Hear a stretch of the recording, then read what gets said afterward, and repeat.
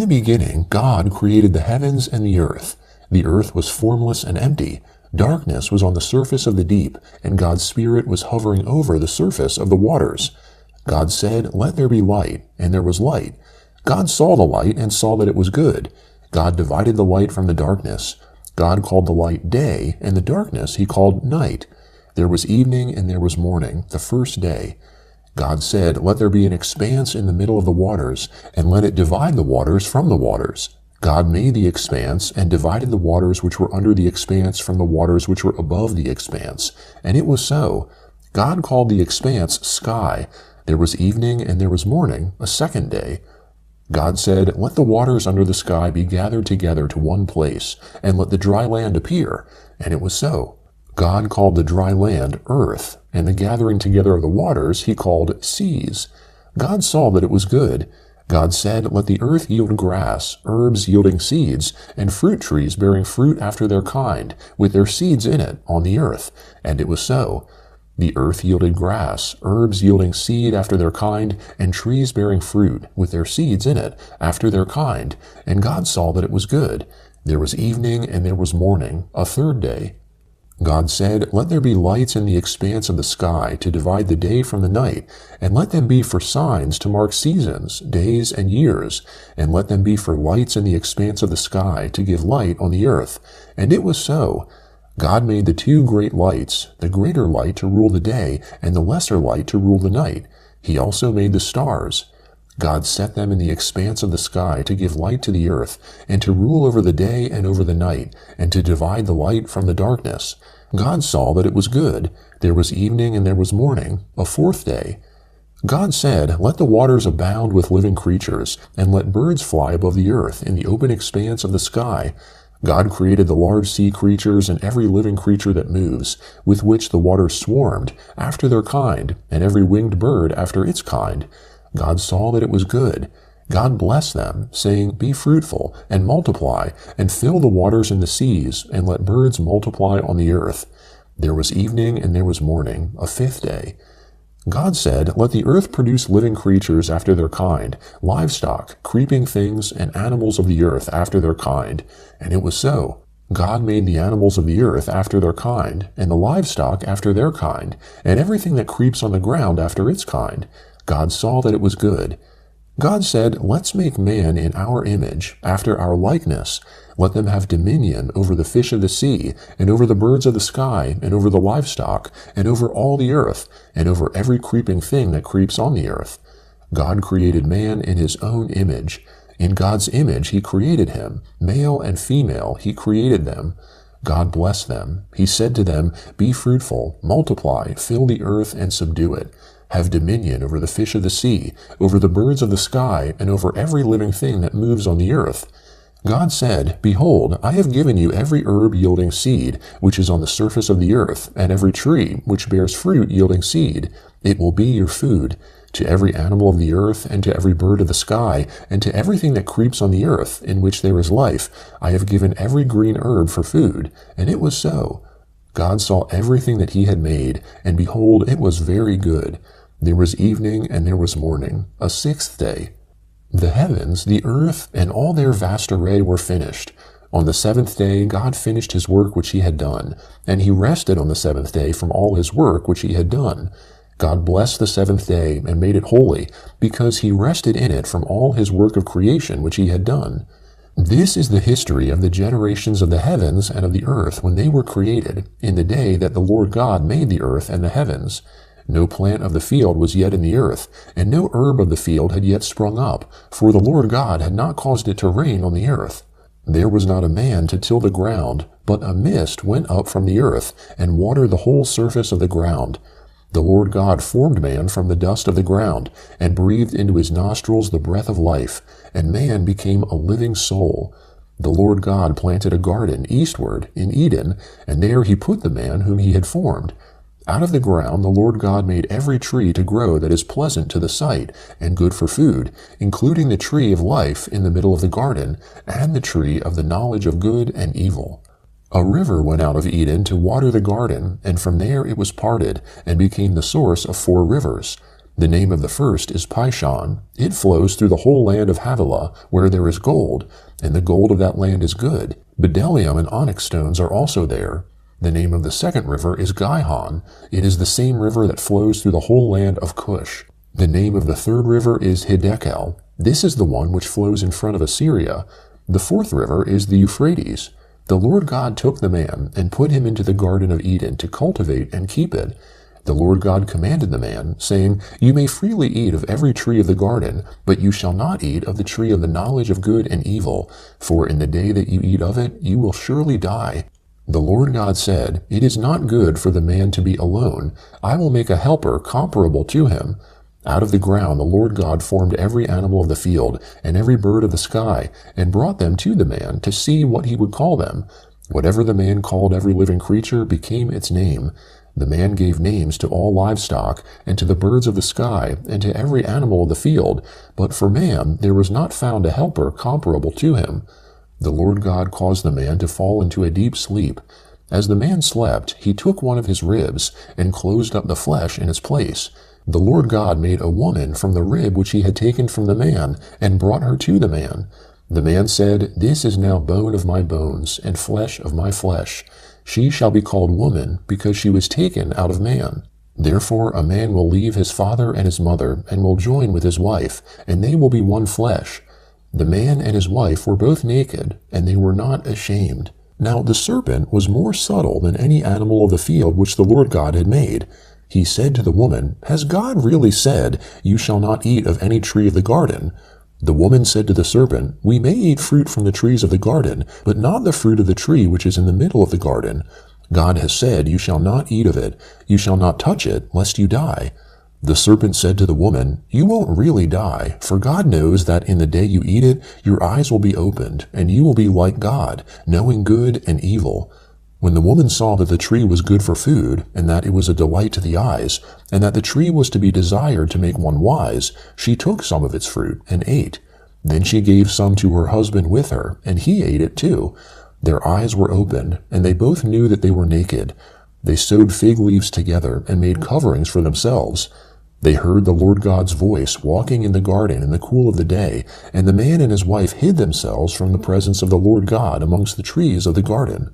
The Lord God called to the man and said to him, Where are you?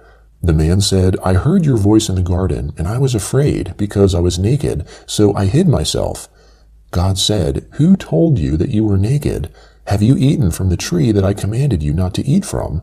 The man said, The woman whom you gave to be with me, she gave me fruit from the tree, and I ate it. The Lord God said to the woman, What have you done? The woman said, The serpent deceived me, and I ate. The Lord God said to the serpent, Because you have done this, you are cursed above all livestock, and above every animal of the field. You shall go on your belly, and you shall eat dust all the days of your life. I will put hostility between you and the woman, and between your offspring and her offspring. He will bruise your head, and you will bruise his heel. To the woman he said, I will greatly multiply your pain in childbirth. You will bear children in pain. Your desire will be for your husband, and he will rule over you. To Adam he said, Because you have listened to your wife's voice, and have eaten from the tree, about which I commanded you, saying, You shall not eat of it, the ground is cursed for your sake. You will eat from it with much labor all the days of your life. It will yield thorns and thistles to you, and you will eat the herb of the field. You will eat bread by the sweat of your face, until you return to the ground, for you were taken out of it. For you are dust, and you shall return to dust. The man called his wife Eve, because she would be the mother of all the living. The Lord God made garments of animal skins for Adam and for his wife, and clothed them. The Lord God said, Behold, the man has become like one of us, knowing good and evil. Now, lest he reach out his hand, and also take of the tree of life, and eat, and live forever. Therefore the Lord God sent him out of the Garden of Eden, to till the ground from which he was taken. So he drove out the man, and he placed cherubim at the east of the Garden of Eden, and a flaming sword which turned every way, to guard the way to the tree of life. The man knew Eve his wife.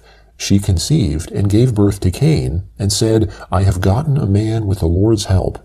Again she gave birth to Cain's brother Abel. Abel was a keeper of sheep, but Cain was a tiller of the ground. As time passed, Cain brought an offering to the Lord from the fruit of the ground.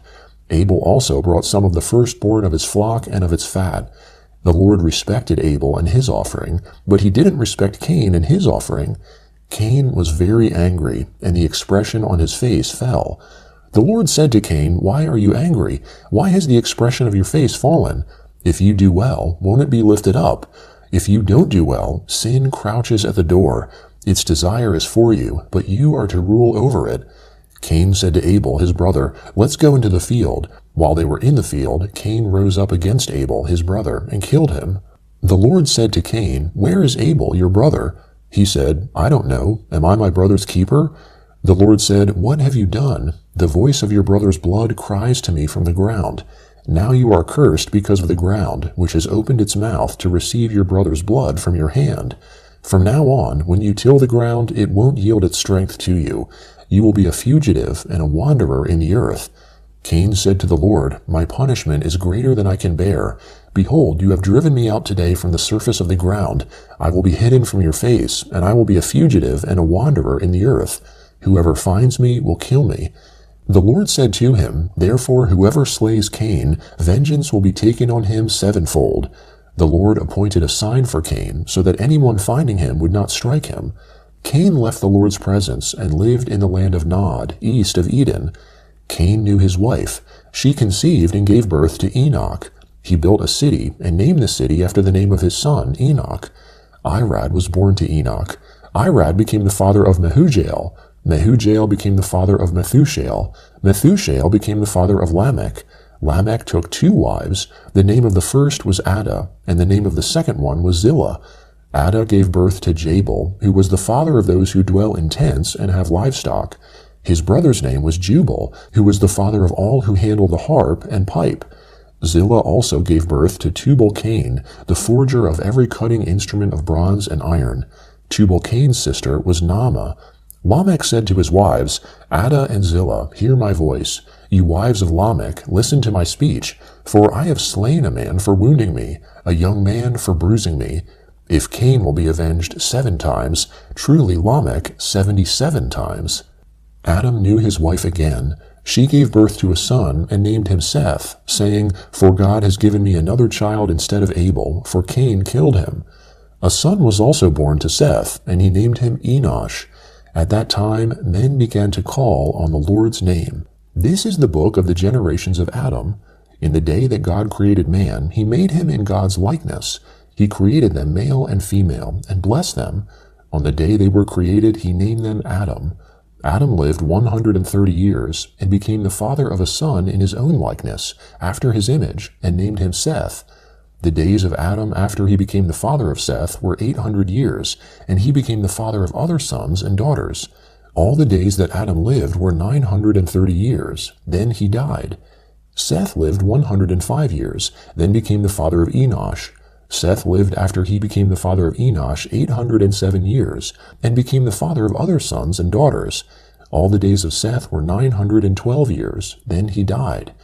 Enosh lived 90 years, and became the father of Kenan. Enosh lived after he became the father of Kenan 830 years, and became the father of other sons and daughters. All the days of Enosh were 905 years. Then he died. Kenan lived 70 years, then became the father of Mahalalel. Kenan lived after he became the father of Mahalalel 840 years, and became the father of other sons and daughters, and all the days of Kenan were 910 years. Then he died. Mahalalel lived 65 years, then became the father of Jared. Mahalalel lived after he became the father of Jared 830 years, and became the father of other sons and daughters. All of the days of Mahalalel were 895 years. Then he died. Jared lived 162 years, then became the father of Enoch. Jared lived after he became the father of Enoch 800 years, and became the father of other sons and daughters. All of the days of Jared were 962 years. Then he died. Enoch lived 65 years, then became the father of Methuselah. After Methuselah's birth, Enoch walked with God for 300 years, and became the father of more sons and daughters. All the days of Enoch were 365 years. Enoch walked with God, and he was not found, for God took him. Methuselah lived 187 years, then became the father of Lamech. Methuselah lived after he became the father of Lamech 782 years, and became the father of other sons and daughters. All the days of Methuselah were 969 years, then he died. Lamech lived 182 years, then became the father of a son. He named him Noah, saying, "This one will comfort us in our work and in the toil of our hands, caused by the ground which the Lord has cursed." Lamech lived after he became the father of Noah 595 years, and became the father of other sons and daughters. All the days of Lamech were 777 years, then he died. Noah was 500 years old, then Noah became the father of Shem, Ham, and Japheth. When men began to multiply on the surface of the ground, and daughters were born to them, God's sons saw that men's daughters were beautiful, and they took any that they wanted for themselves as wives. The Lord said, "My spirit will not strive with man forever, because he also is flesh, so his days will be 120 years. The Nephilim were in the earth in those days, and also after that, when God's sons came in to men's daughters, and had children with them. Those were the mighty men who were of old, men of renown. The Lord saw that the wickedness of man was great in the earth, and that every imagination of the thoughts of man's heart was continually only evil. The Lord was sorry that he had made man on the earth, and it grieved him in his heart. The Lord said, "I will destroy man whom I have created from the surface of the ground, man along with animals, creeping things, and birds of the sky, for I am sorry that I have made them." But Noah found favor in the Lord's eyes. This is the history of the generations of Noah. Noah was a righteous man, blameless amongst the people of his time. Noah walked with God. Noah became the father of 3 sons, Shem, Ham, and Japheth. The earth was corrupt before God, and the earth was filled with violence. God saw the earth and saw that it was corrupt, for all flesh had corrupted their way on the earth. God said to Noah, "I will bring an end to all flesh, for the earth is filled with violence through them. Behold, I will destroy them and the earth. Make a ship of gopher wood. You shall make rooms in the ship, and shall seal it inside and outside with pitch. This is how you shall make it. The length of the ship shall be 300 cubits, its width 50 cubits, and its height 30 cubits. You shall make a roof in the ship, and you shall finish it to a cubit upward. You shall set the door of the ship in its side. You shall make it with lower, second, and third levels. I, even I, will bring the flood of waters on this earth, to destroy all flesh having the breath of life from under the sky. Everything that is in the earth will die, but I will establish my covenant with you. You shall come into the ship, you, your sons, your wife, and your sons' wives with you. Of every living thing of all flesh, you shall bring 2 of every sort into the ship, to keep them alive with you. They shall be male and female. Of the birds after their kind, of the livestock after their kind, of every creeping thing of the ground after its kind. 2 of every sort will come to you, to keep them alive. Take with you some of all food that is eaten, and gather it to yourself, and it will be for food for you and for them." Thus Noah did. He did all that God commanded him. The Lord said to Noah, "Come with all of your household into the ship, for I have seen your righteousness before me in this generation. You shall take 7 pairs of every clean animal with you, the male and his female. Of the animals that are not clean, take 2, the male and his female. Also of the birds of the sky, 7 and 7, male and female, to keep seed alive on the surface of all the earth. In 7 days I will cause it to rain on the earth for 40 days and 40 nights. I will destroy every living thing that I have made from the surface of the ground." Noah did everything that the Lord commanded him. Noah was 600 years old when the flood of waters came on the earth. Noah went into the ship with his sons, his wife, and his sons' wives, because of the flood waters. Clean animals, unclean animals, birds, and everything that creeps on the ground went by pairs to Noah into the ship, male and female, as God commanded Noah. After the 7 days, the flood waters came on the earth. In the 600th year of Noah's life, in the 2nd month, on the 17th day of the month, on that day all the fountains of the great deep burst open, and the sky's windows opened. It rained on the earth 40 days and 40 nights. In the same day Noah, and Shem, Ham, and Japheth, the sons of Noah, and Noah's wife and the 3 wives of his sons with them, entered into the ship, they and every animal after its kind, all the livestock after their kind, every creeping thing that creeps on the earth after its kind, and every bird after its kind, every bird of every sort. Pairs from all flesh with the breath of life in them went into the ship to Noah. Those who went in male and female of all flesh, as God commanded him. Then the Lord shut him in. The flood was 40 days on the earth. The waters increased and lifted up the ship, and it was lifted up above the earth. The waters rose and increased greatly on the earth, and the ship floated on the surface of the waters. The waters rose very high on the earth. All the high mountains that were under the whole sky were covered. The waters rose 15 cubits higher, and the mountains were covered. All flesh died that moved on the earth, including birds, livestock, animals, every creeping thing that creeps on the earth, and every man. All on the dry land, in whose nostrils was the breath of the Spirit of life, died. Every living thing was destroyed that was on the surface of the ground, including man, livestock, creeping things, and birds of the sky. They were destroyed from the earth. Only Noah was left, and those who were with him in the ship. The waters flooded the earth 150 days. God remembered Noah, all the animals and all the livestock that were with him in the ship, and God made a wind to pass over the earth. The waters subsided. The deep's fountains and the sky's windows were also stopped, and the rain from the sky was restrained. The waters continually receded from the earth. After the end of 150 days, the waters receded. The ship rested on the 7th month, on the 17th day of the month, on Ararat's mountains. The waters receded continually until the 10th month. In the 10th month, on the 1st day of the month, the tops of the mountains were visible. At the end of 40 days, Noah opened the window of the ship which he had made, and he sent out a raven. It went back and forth until the waters were dried up from the earth. He himself sent out a dove to see if the waters were abated from the surface of the ground. But the dove found no place to rest her foot, and she returned into the ship to him, for the waters were on the surface of the whole earth. He put out his hand and took her, and brought her to him into the ship. He waited yet another 7 days, and again he sent the dove out of the ship. The dove came back to him at evening, and behold, in her mouth was a freshly plucked olive leaf.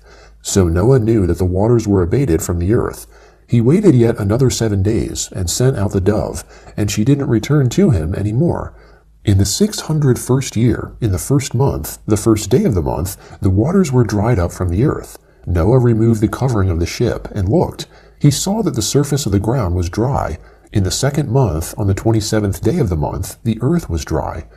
God spoke to Noah, saying, Go out of the ship, you, your wife, your sons, and your sons' wives with you. Bring out with you every living thing that is with you of all flesh, including birds, livestock, and every creeping thing that creeps on the earth, that they may breed abundantly in the earth, and be fruitful, and multiply on the earth.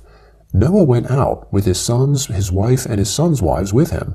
Every animal, every creeping thing, and every bird, whatever moves on the earth, after their families, went out of the ship. Noah built an altar to the Lord, and took of every clean animal, and of every clean bird, and offered burnt offerings on the altar. The Lord smelled the pleasant aroma. The Lord said in his heart, I will not again curse the ground any more for man's sake, because the imagination of man's heart is evil from his youth. I will never again strike every living thing, as I have done. While the earth remains, seed time and harvest, and cold and heat, and summer and winter, and day and night will not cease. God blessed Noah and his sons, and said to them, Be fruitful, multiply, and replenish the earth. The fear of you and the dread of you will be on every animal of the earth, and on every bird of the sky. Everything that moves along the ground, and all the fish of the sea are delivered into your hand. Every moving thing that lives will be food for you. As I give you the green herb, I have given everything to you. But flesh with its life, that is, its blood, you shall not eat. I will surely require accounting for your life's blood. At the hand of every animal I will require it. At the hand of man, even at the hand of every man's brother, I will require the life of man. Whoever sheds man's blood, his blood will be shed by man, for God made man in his own image. Be fruitful and multiply, increase abundantly in the earth, and multiply in it. God spoke to Noah and to his sons with him, saying, As for me, behold, I establish my covenant with you, and with your offspring after you, and with every living creature that is with you, the birds, the livestock, and every animal of the earth with you, of all that go out of the ship, even every animal of the earth. I will establish my covenant with you. All flesh will not be cut off any more by the waters of the flood. There will never again be a flood to destroy the earth. God said, "This is the token of the covenant which I make between me and you and every living creature that is with you, for perpetual generations. I set my rainbow in the cloud, and it will be a sign of a covenant between me and the earth. When I bring a cloud over the earth, and the rainbow will be seen in the cloud, I will remember my covenant, which is between me and you and every living creature of all flesh, and the waters will no more become a flood to destroy all flesh. The rainbow will be in the cloud. I will look at it, that I may remember the everlasting covenant between God and every living creature of all flesh that is on the earth." God said to Noah, "This is the token of the covenant which I have established between me and all flesh that is on the earth." The sons of Noah who went out from the ship were Shem, Ham, and Japheth. Ham is the father of Canaan. These three were the sons of Noah, and from these the whole earth was populated. Noah began to be a farmer and planted a vineyard. He drank of the wine and got drunk. He was uncovered within his tent. Ham, the father of Canaan, saw the nakedness of his father and told his two brothers outside. Shem and Japheth took a garment and laid it on both their shoulders, went in backwards, and covered the nakedness of their father. Their faces were backwards, and they didn't see their father's nakedness. Noah awoke from his wine and knew what his youngest son had done to him. He said, "Canaan is cursed. He will be a servant of servants to his brothers." He said, "Blessed be the Lord, the God of Shem. Let Canaan be his servant. May God enlarge Japheth. Let him dwell in the tents of Shem. Let Canaan be his servant." Noah lived 350 years after the flood. All the days of Noah were 950 years, and then he died. Now this is the history of the generations of the sons of Noah and of Shem, Ham, and Japheth. Sons were born to them after the flood. The sons of Japheth were Gomer, Magog, Madai, Javan, Tubal, Meshech, and Tiraz. The sons of Gomer were Ashkenaz, Riphath, and Togarmah. The sons of Javan were Elisha, Tarshish, Kittim, and Dodanim. Of these were the islands of the nations divided in their lands, every one after his language, after their families in their nations. The sons of Ham were Cush, Mizraim, Put, and Canaan. The sons of Cush were Seba, Havilah, Sabta, Rama, and Sabteka. The sons of Rama were Sheba and Dedan. Cush became the father of Nimrod. He began to be a mighty one in the earth. He was a mighty hunter before the Lord. Therefore it is said, like Nimrod, a mighty hunter before the Lord. The beginning of his kingdom was Babel, Erech, Akkad, and Calneh, in the land of Shinar. Out of that land he went into Assyria and built Nineveh, Rehoboth-ir, Calah, and Resen between Nineveh and the great city Calah. Mizraim became the father of Ludim, Anamim, Lehabim, Naphtuhim, Pathrusim, Casluhim, which the Philistines descended from, and Caphtorim. Canaan became the father of Sidon, his firstborn, Heth, the Jebusites, the Amorites, the Girgashites, the Hivites, the Archites, the Sinites, the Arvadites, the Zemarites, and the Hamathites. Afterward, the families of the Canaanites were spread abroad. The border of the Canaanites was from Sidon, as you go towards Gerar, to Gaza, as you go towards Sodom, Gomorrah, Admah, and Zeboim, to Lasha. These are the sons of Ham, after their families, according to their languages, in their lands and their nations. Children were also born to Shem, the elder brother of Japheth, the father of all the children of Eber. The sons of Shem were Elam, Asher, Arpachshad, Lud, and Aram. The sons of Aram were Uz, Hul, Gether, and Mash. Arpachshad became the father of Shelah. Shelah became the father of Eber. To Eber were born two sons. The name of the one was Peleg, for in his days the earth was divided. His brother's name was Joktan. Joktan became the father of Almodad, Sheleph, Hazarmaveth, Jerah, Hadoram, Uzal, Diklah, Obal, Abimeel, Sheba, Ophir, Havilah, and Jobab. All these were the sons of Joktan. Their dwelling extended from Mesha, as you go towards Sephar, the mountain of the east. These are the sons of Shem, by their families, according to their languages, lands, and nations. These are the families of the sons of Noah, by their generations, according to their nations, the nations divided from these in the earth, after the flood. The whole earth was of one language and of one speech. As they traveled east, they found a plain in the land of Shinar, and they lived there. They said to one another, "Come, let's make bricks, and burn them thoroughly." They had brick for stone, and they used tar for mortar. They said, "Come, let's build ourselves a city, and a tower whose top reaches to the sky, and let's make a name for ourselves, lest we be scattered abroad on the surface of the whole earth." The Lord came down to see the city and the tower, which the children of men built. The Lord said, "Behold, they are one people, and they all have one language, and this is what they begin to do. Now nothing will be withheld from them, which they intend to do. Come, let's go down, and there confuse their language, that they may not understand one another's speech." So the Lord scattered them abroad from there on the surface of all the earth. They stopped building the city, therefore its name was called Babel, because there the Lord confused the language of all the earth. From there the Lord scattered them abroad on the surface of all the earth. This is the history of the generations of Shem. Shem was 100 years old when he became the father of Arpachshad 2 years after the flood. Shem lived 500 years after he became the father of Arpachshad, and became the father of more sons and daughters. Arpachshad lived 35 years and became the father of Shelah. Arpachshad lived 403 years after he became the father of Shelah, and became the father of more sons and daughters. Shelah lived 30 years and became the father of Eber. Shelah lived 403 years after he became the father of Eber, and became the father of more sons and daughters. Eber lived 34 years and became the father of Peleg. Eber lived 430 years after he became the father of Peleg, and became the father of more sons and daughters. Peleg lived 30 years and became the father of Reu. Peleg lived 209 years after he became the father of Reu, and became the father of more sons and daughters. Reu lived 32 years and became the father of Serug. Reu lived 207 years after he became the father of Serug, and became the father of more sons and daughters. Serug lived 30 years and became the father of Nahor. Serug lived 200 years after he became the father of Nahor, and became the father of more sons and daughters. Nahor lived 29 years and became the father of Terah. Nahor lived 119 years after he became the father of Terah, and became the father of more sons and daughters. Terah lived 70 years and became the father of Abram, Nahor, and Haran. Now this is the history of the generations of Terah. Terah became the father of Abram, Nahor, and Haran. Haran became the father of Lot. Haran died in the land of his birth, in Ur of the Chaldees, while his father Terah was still alive. Abram and Nahor married wives. The name of Abram's wife was Sarai, and the name of Nahor's wife was Milcah, the daughter of Haran, who was also the father of Iscah. Sarai was barren. She had no child. Terah took Abram his son, Lot the son of Haran, his son's son, and Sarai his daughter-in-law, his son Abram's wife. They went from Ur of the Chaldees to go into the land of Canaan.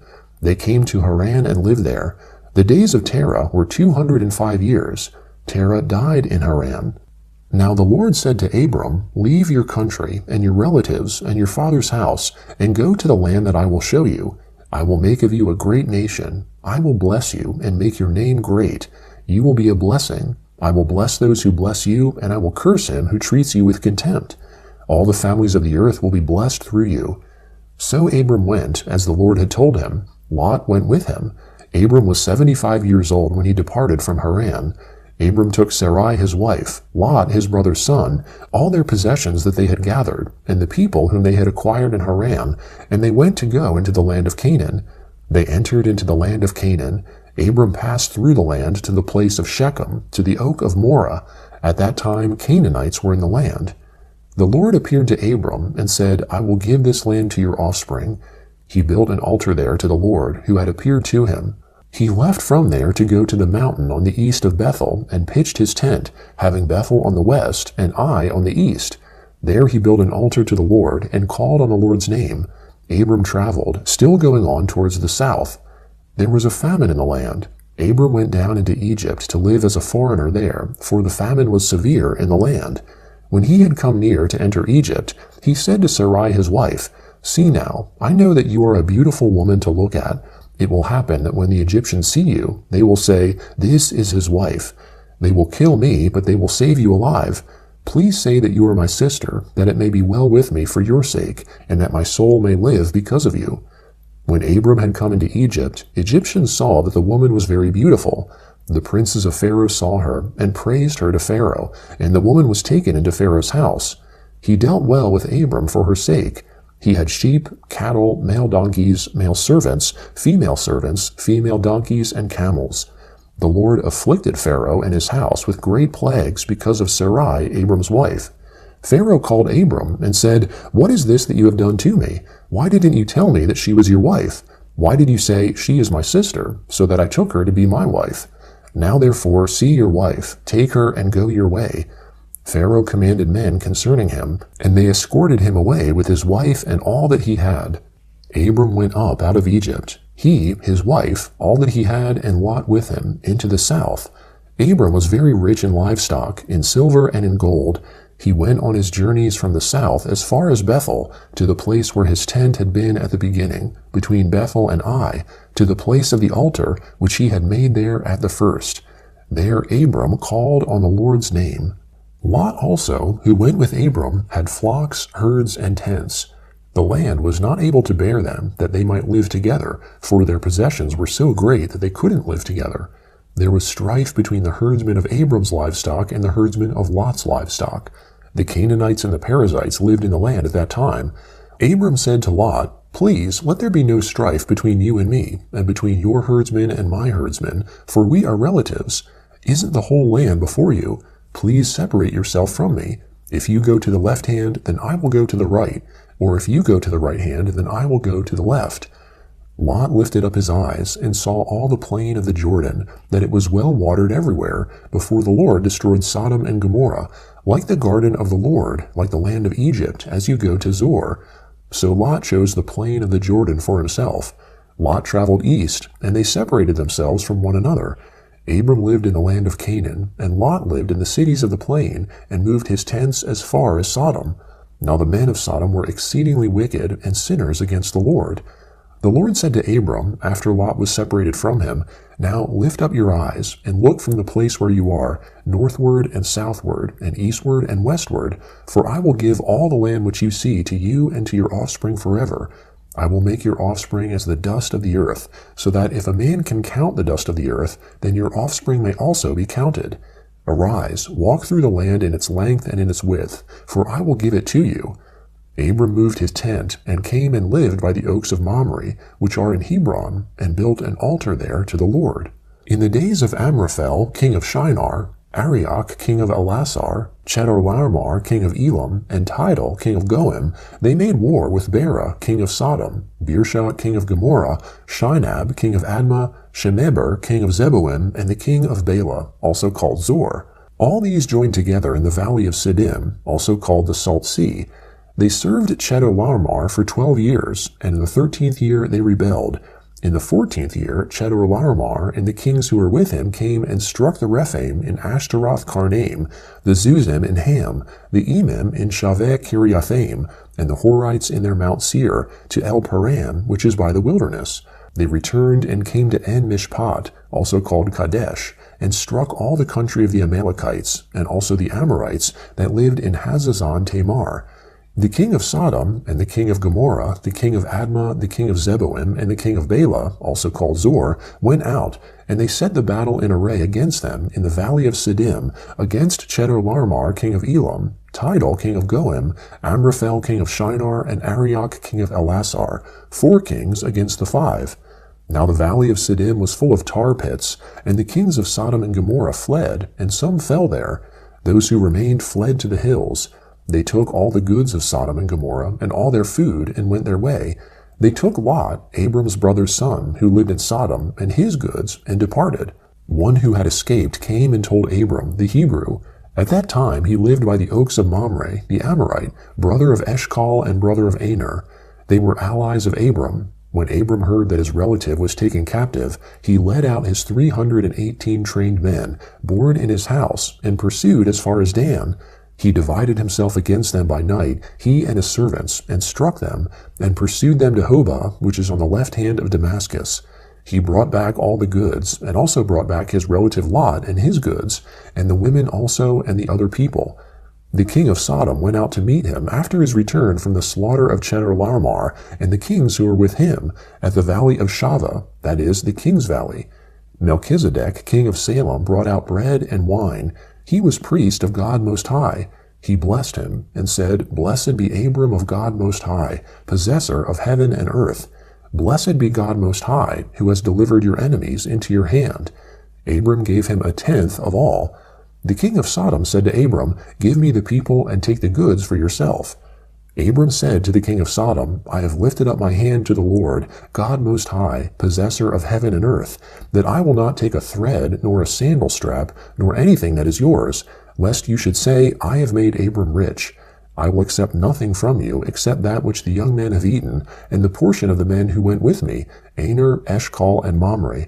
Let them take their portion." After these things, the Lord's word came to Abram in a vision, saying, "Don't be afraid, Abram. I am your shield, your exceedingly great reward." Abram said, "Lord God, what will you give me, since I go childless, and he who will inherit my estate is Eliezer of Damascus?" Abram said, "Behold, you have given no children to me, and behold, one born in my house is my heir." Behold, the Lord's word came to him, saying, "This man will not be your heir, but he who will come out of your own body will be your heir." The Lord brought him outside, and said, "Look now towards the sky, and count the stars, if you are able to count them." He said to Abram, "So your offspring will be." He believed in the Lord, who credited it to him for righteousness. He said to Abram, "I am the Lord, who brought you out of Ur of the Chaldees, to give you this land to inherit it." He said, "Lord God, how will I know that I will inherit it?" He said to him, "Bring me a heifer 3 years old, a female goat 3 years old, a ram 3 years old, a turtle dove, and a young pigeon." He brought him all these, and divided them in the middle, and laid each half opposite the other, but he didn't divide the birds. The birds of prey came down on the carcasses, and Abram drove them away. When the sun was going down, a deep sleep fell on Abram. Now terror and great darkness fell on him. He said to Abram, "Know for sure that your offspring will live as foreigners in a land that is not theirs, and will serve them. They will afflict them 400 years. I will also judge that nation whom they will serve. Afterward they will come out with great wealth, but you will go to your fathers in peace. You will be buried at a good old age. In the 4th generation they will come here again, for the iniquity of the Amorite is not yet full." It came to pass that, when the sun went down and it was dark, behold, a smoking furnace and a flaming torch passed between these pieces. In that day the Lord made a covenant with Abram, saying, "I have given this land to your offspring, from the river of Egypt to the great river, the river Euphrates, in the land of the Kenites, the Kenizzites, the Cadmonites, the Hittites, the Perizzites, the Rephaim, the Amorites, the Canaanites, the Girgashites, and the Jebusites." Now Sarai, Abram's wife, bore him no children. She had a servant, an Egyptian, whose name was Hagar. Sarai said to Abraham, "See now, the Lord has restrained me from bearing. Please go in to my servant. It may be that I will obtain children by her." Abraham listened to the voice of Sarai. Sarai, Abram's wife, took Hagar the Egyptian, her servant, after Abram had lived 10 years in the land of Canaan, and gave her to Abram her husband to be his wife. He went in to Hagar, and she conceived. When she saw that she had conceived, her mistress was despised in her eyes. Sarai said to Abram, "This wrong is your fault. I gave my servant into your bosom, and when she saw that she had conceived, she despised me. May the Lord judge between me and you." But Abram said to Sarai, "Behold, your maid is in your hand. Do to her whatever is good in your eyes." Sarai dealt harshly with her, and she fled from her face. The Lord's angel found her by a fountain of water in the wilderness, by the fountain on the way to Shur. He said, "Hagar, Sarai's servant, where did you come from? Where are you going?" She said, "I am fleeing from the face of my mistress Sarai." The Lord's angel said to her, "Return to your mistress, and submit yourself under her hands." The Lord's angel said to her, "I will greatly multiply your offspring, that they will not be counted for multitude." The Lord's angel said to her, "Behold, you are with child, and will bear a son. You shall call his name Ishmael, because the Lord has heard your affliction. He will be like a wild donkey amongst men. His hand will be against every man, and every man's hand against him. He will live opposed to all of his brothers." She called the name of the Lord who spoke to her, "You are a God who sees." For she said, "Have I even stayed alive after seeing him?" Therefore the well was called Beer Laharoi. Behold, it is between Kadesh and Bered. Hagar bore a son for Abram. Abram called the name of his son, whom Hagar bore, Ishmael. Abram was 86 years old when Hagar bore Ishmael to Abram. When Abram was 99 years old, the Lord appeared to Abram and said to him, "I am God Almighty. Walk before me and be blameless. I will make my covenant between me and you, and will multiply you exceedingly." Abram fell on his face. God talked with him, saying, As for me, behold, my covenant is with you. You will be the father of a multitude of nations. Your name will no more be called Abram, but your name will be Abraham, for I have made you the father of a multitude of nations. I will make you exceedingly fruitful, and I will make nations of you. Kings will come out of you. I will establish my covenant between me and you and your offspring after you throughout their generations for an everlasting covenant, to be a God to you and to your offspring after you. I will give to you and to your offspring after you the land where you are traveling, all the land of Canaan, for an everlasting possession. I will be their God. God said to Abraham, As for you, you shall keep my covenant, you and your offspring after you throughout their generations. This is my covenant which you shall keep between me and you and your offspring after you. Every male amongst you shall be circumcised. You shall be circumcised in the flesh of your foreskin. It will be a token of the covenant between me and you. He who is 8 days old shall be circumcised amongst you, every male throughout your generations, he who is born in the house or bought with money from any foreigner who is not of your offspring. He who is born in your house and he who is bought with your money must be circumcised. My covenant shall be in your flesh for an everlasting covenant. The uncircumcised male who is not circumcised in the flesh of his foreskin, that soul shall be cut off from his people. He has broken my covenant. God said to Abraham, As for Sarai, your wife, you shall not call her name Sarai, but her name shall be Sarah. I will bless her, and moreover I will give you a son by her. Yes, I will bless her, and she will be a mother of nations. Kings of peoples will come from her. Then Abraham fell on his face and laughed, and said in his heart, Will a child be born to him who is 100 years old? Will Sarah, who is 90 years old, give birth? Abraham said to God, Oh, that Ishmael might live before you. God said, No, but Sarah your wife will bear you a son. You shall call his name Isaac. I will establish my covenant with him for an everlasting covenant for his offspring after him. As for Ishmael, I have heard you. Behold, I have blessed him, and will make him fruitful, and will multiply him exceedingly. He will become the father of 12 princes, and I will make him a great nation. But I will establish my covenant with Isaac, whom Sarah will bear to you at this set time next year. When he finished talking with him, God went up from Abraham. Abraham took Ishmael his son, all who were born in his house, and all who were bought with his money, every male amongst the men of Abraham's house, and circumcised the flesh of their foreskin in the same day, as God had said to him. Abraham was 99 years old when he was circumcised in the flesh of his foreskin. Ishmael his son was 13 years old when he was circumcised in the flesh of his foreskin. In the same day both Abraham and Ishmael, his son, were circumcised. All the men of his house, those born in the house, and those bought with money from a foreigner, were circumcised with him. The Lord appeared to him by the oaks of Mamre, as he sat in the tent door in the heat of the day. He lifted up his eyes and looked, and saw that 3 men stood near him. When he saw them, he ran to meet them from the tent door, and bowed himself to the earth, and said, My Lord, if now I have found favor in your sight, please don't go away from your servant. Now let a little water be fetched, wash your feet, and rest yourselves under the tree. I will get a piece of bread so you can refresh your heart. After that you may go your way, now that you have come to your servant. They said, Very well, do as you have said. Abraham hurried into the tent to Sarah, and said, Quickly prepare 3 seahs of fine meal, knead it, and make cakes. Abraham ran to the herd, and fetched a tender and good calf, and gave it to the servant. He hurried to dress it. He took butter, milk, and the calf which he had dressed, and set it before them. He stood by them under the tree, and they ate. They asked him, Where is Sarah, your wife? He said, There, in the tent. He said, I will certainly return to you at about this time next year, and behold, Sarah your wife will have a son. Sarah heard in the tent door, which was behind him. Now Abraham and Sarah were old, well advanced in age. Sarah had passed the age of childbearing. Sarah laughed within herself, saying, After I have grown old will I have pleasure, my Lord being old also. The Lord said to Abraham, Why did Sarah laugh, saying, Will I really bear a child when I am old? Is anything too hard for the Lord? At the set time I will return to you, when the season comes around, and Sarah will have a son. Then Sarah denied it, saying, I didn't laugh, for she was afraid.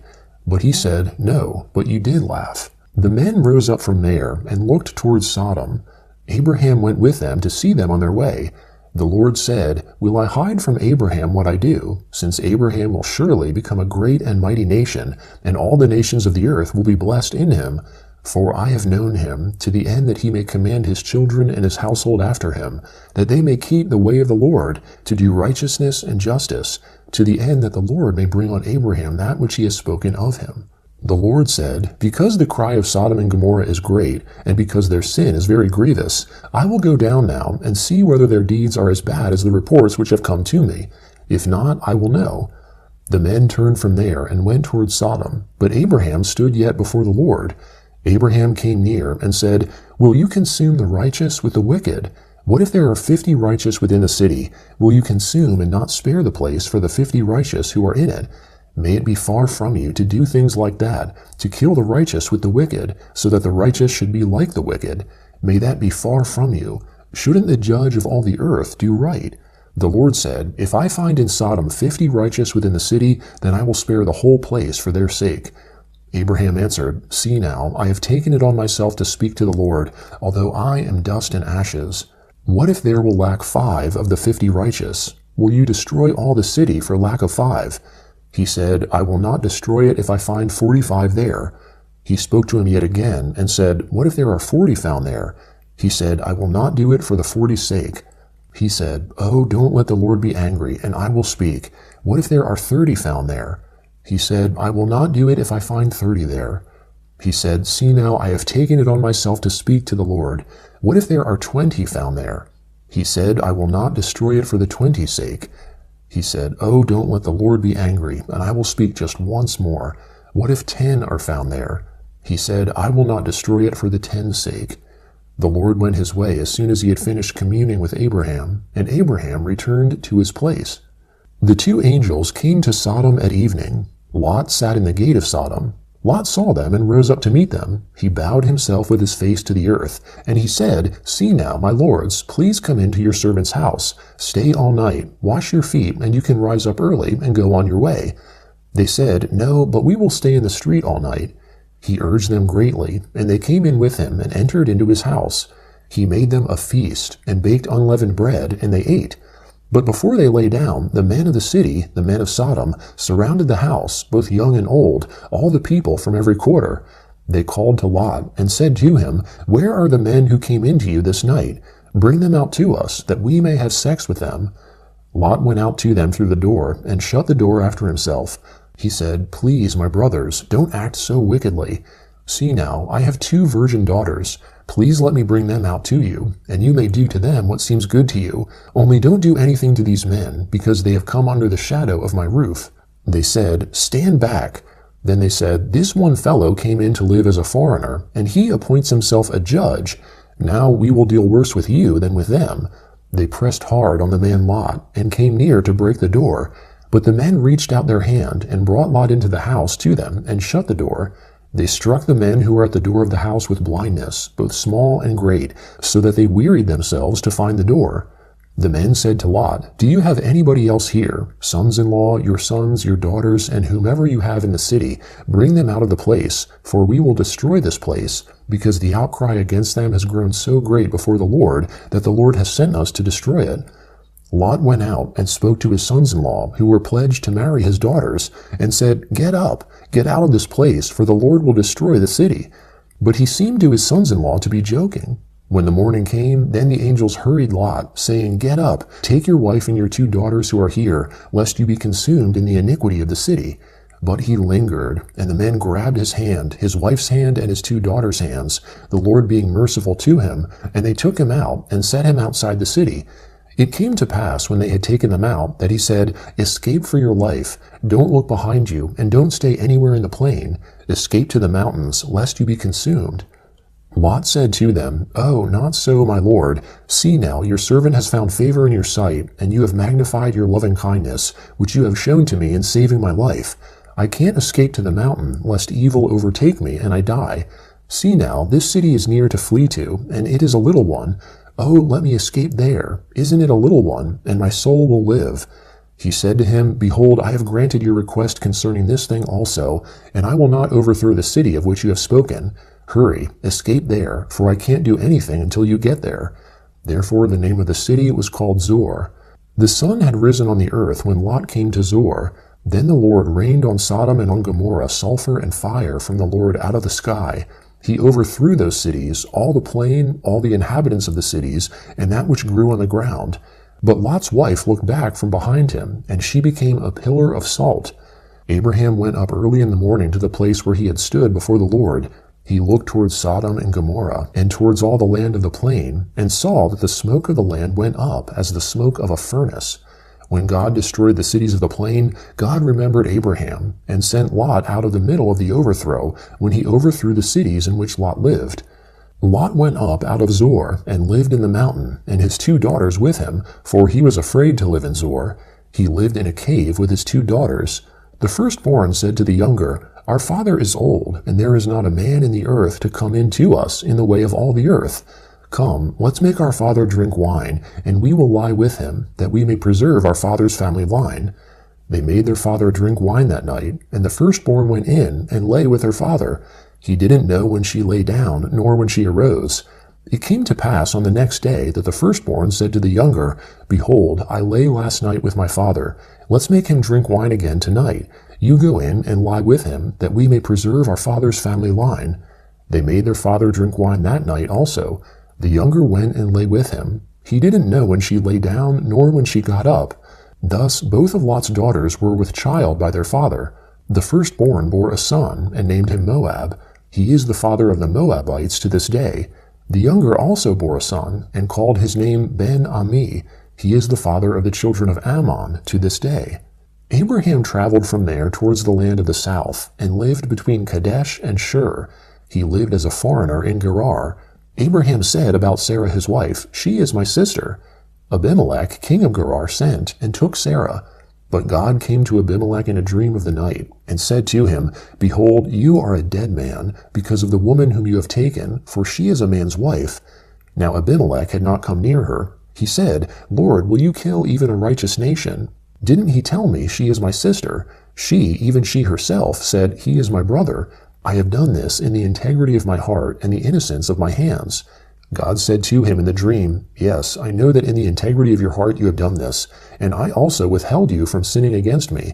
Therefore I didn't allow you to touch her. Now therefore restore the man's wife, for he is a prophet, and he will pray for you, and you will live. If you don't restore her, know for sure that you will die, you and all who are yours. Abimelech rose early in the morning, and called all his servants, and told all these things in their ear. The men were very scared. Then Abimelech called Abraham, and said to him, What have you done to us? How have I sinned against you, that you have brought on me and on my kingdom a great sin? You have done deeds to me that ought not to be done. Abimelech said to Abraham, What did you see, that you have done this thing? Abraham said, Because I thought, Surely the fear of God is not in this place. They will kill me for my wife's sake. Besides, she is indeed my sister, the daughter of my father, but not the daughter of my mother, and she became my wife. When God caused me to wander from my father's house, I said to her, This is your kindness which you shall show to me. Everywhere that we go, say of me, He is my brother.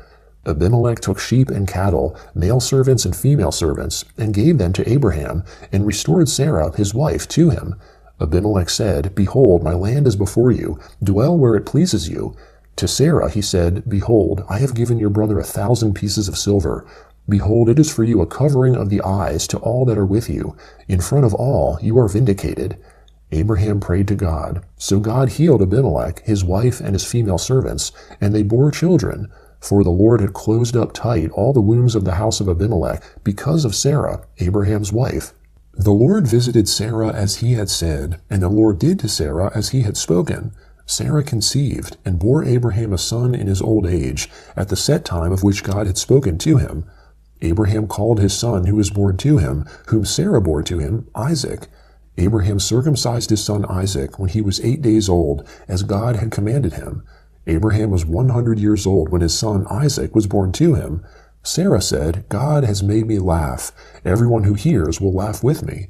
She said, Who would have said to Abraham that Sarah would nurse children? For I have borne him a son in his old age.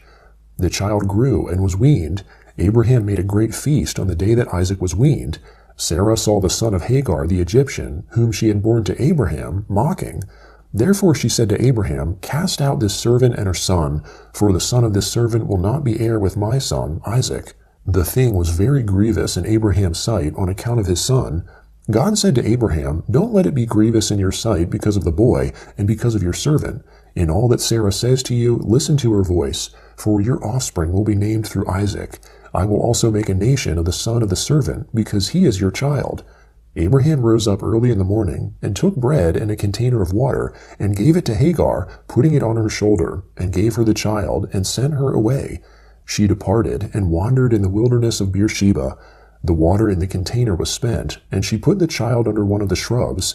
She went and sat down opposite him, a good way off, about a bow shot away.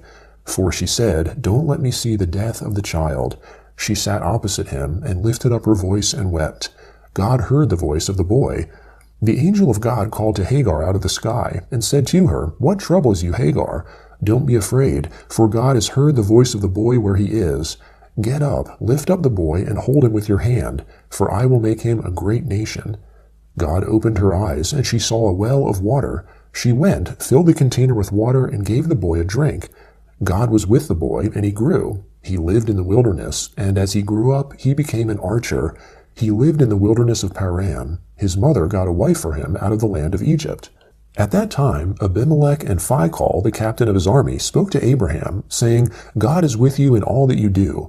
Now therefore swear to me here by God that you will not deal falsely with me, nor with my son, nor with my son's son, but according to the kindness which I have done to you, you shall do to me, and to the land in which you have lived as a foreigner." Abraham said, "I will swear."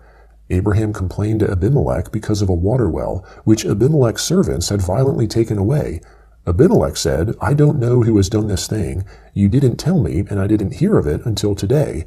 Abraham took sheep and cattle and gave them to Abimelech. Those two made a covenant. Abraham set 7 ewe lambs of the flock by themselves. Abimelech said to Abraham, "What do these 7 ewe lambs, which you have set by themselves, mean?" He said, "You shall take these 7 ewe lambs from my hand, that it may be a witness to me that I have dug this well." Therefore he called that place Beersheba, because they both swore an oath there. So they made a covenant at Beersheba. Abimelech rose up with Phicol, the captain of his army, and they returned into the land of the Philistines. Abraham planted a tamarisk tree in Beersheba, and there he called on the name of the Lord, the everlasting God. Abraham lived as a foreigner in the land of the Philistines many days. After these things, God tested Abraham, and said to him, "Abraham." He said, "Here I am." He said, "Now take your son, your only son Isaac, whom you love, and go into the land of Moriah.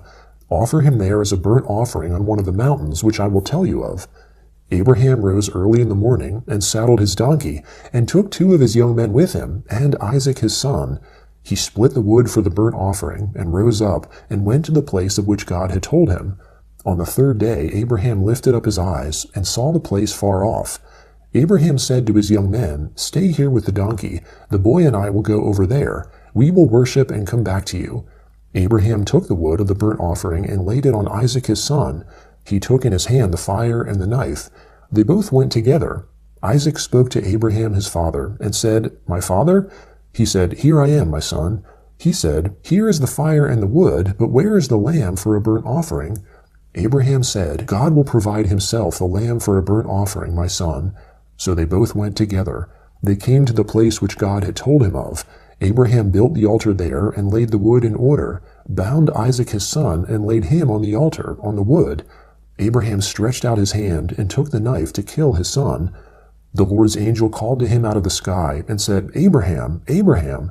He said, "Here I am." He said, "Don't lay your hand on the boy or do anything to him. For now I know that you fear God, since you have not withheld your son, your only son, from me."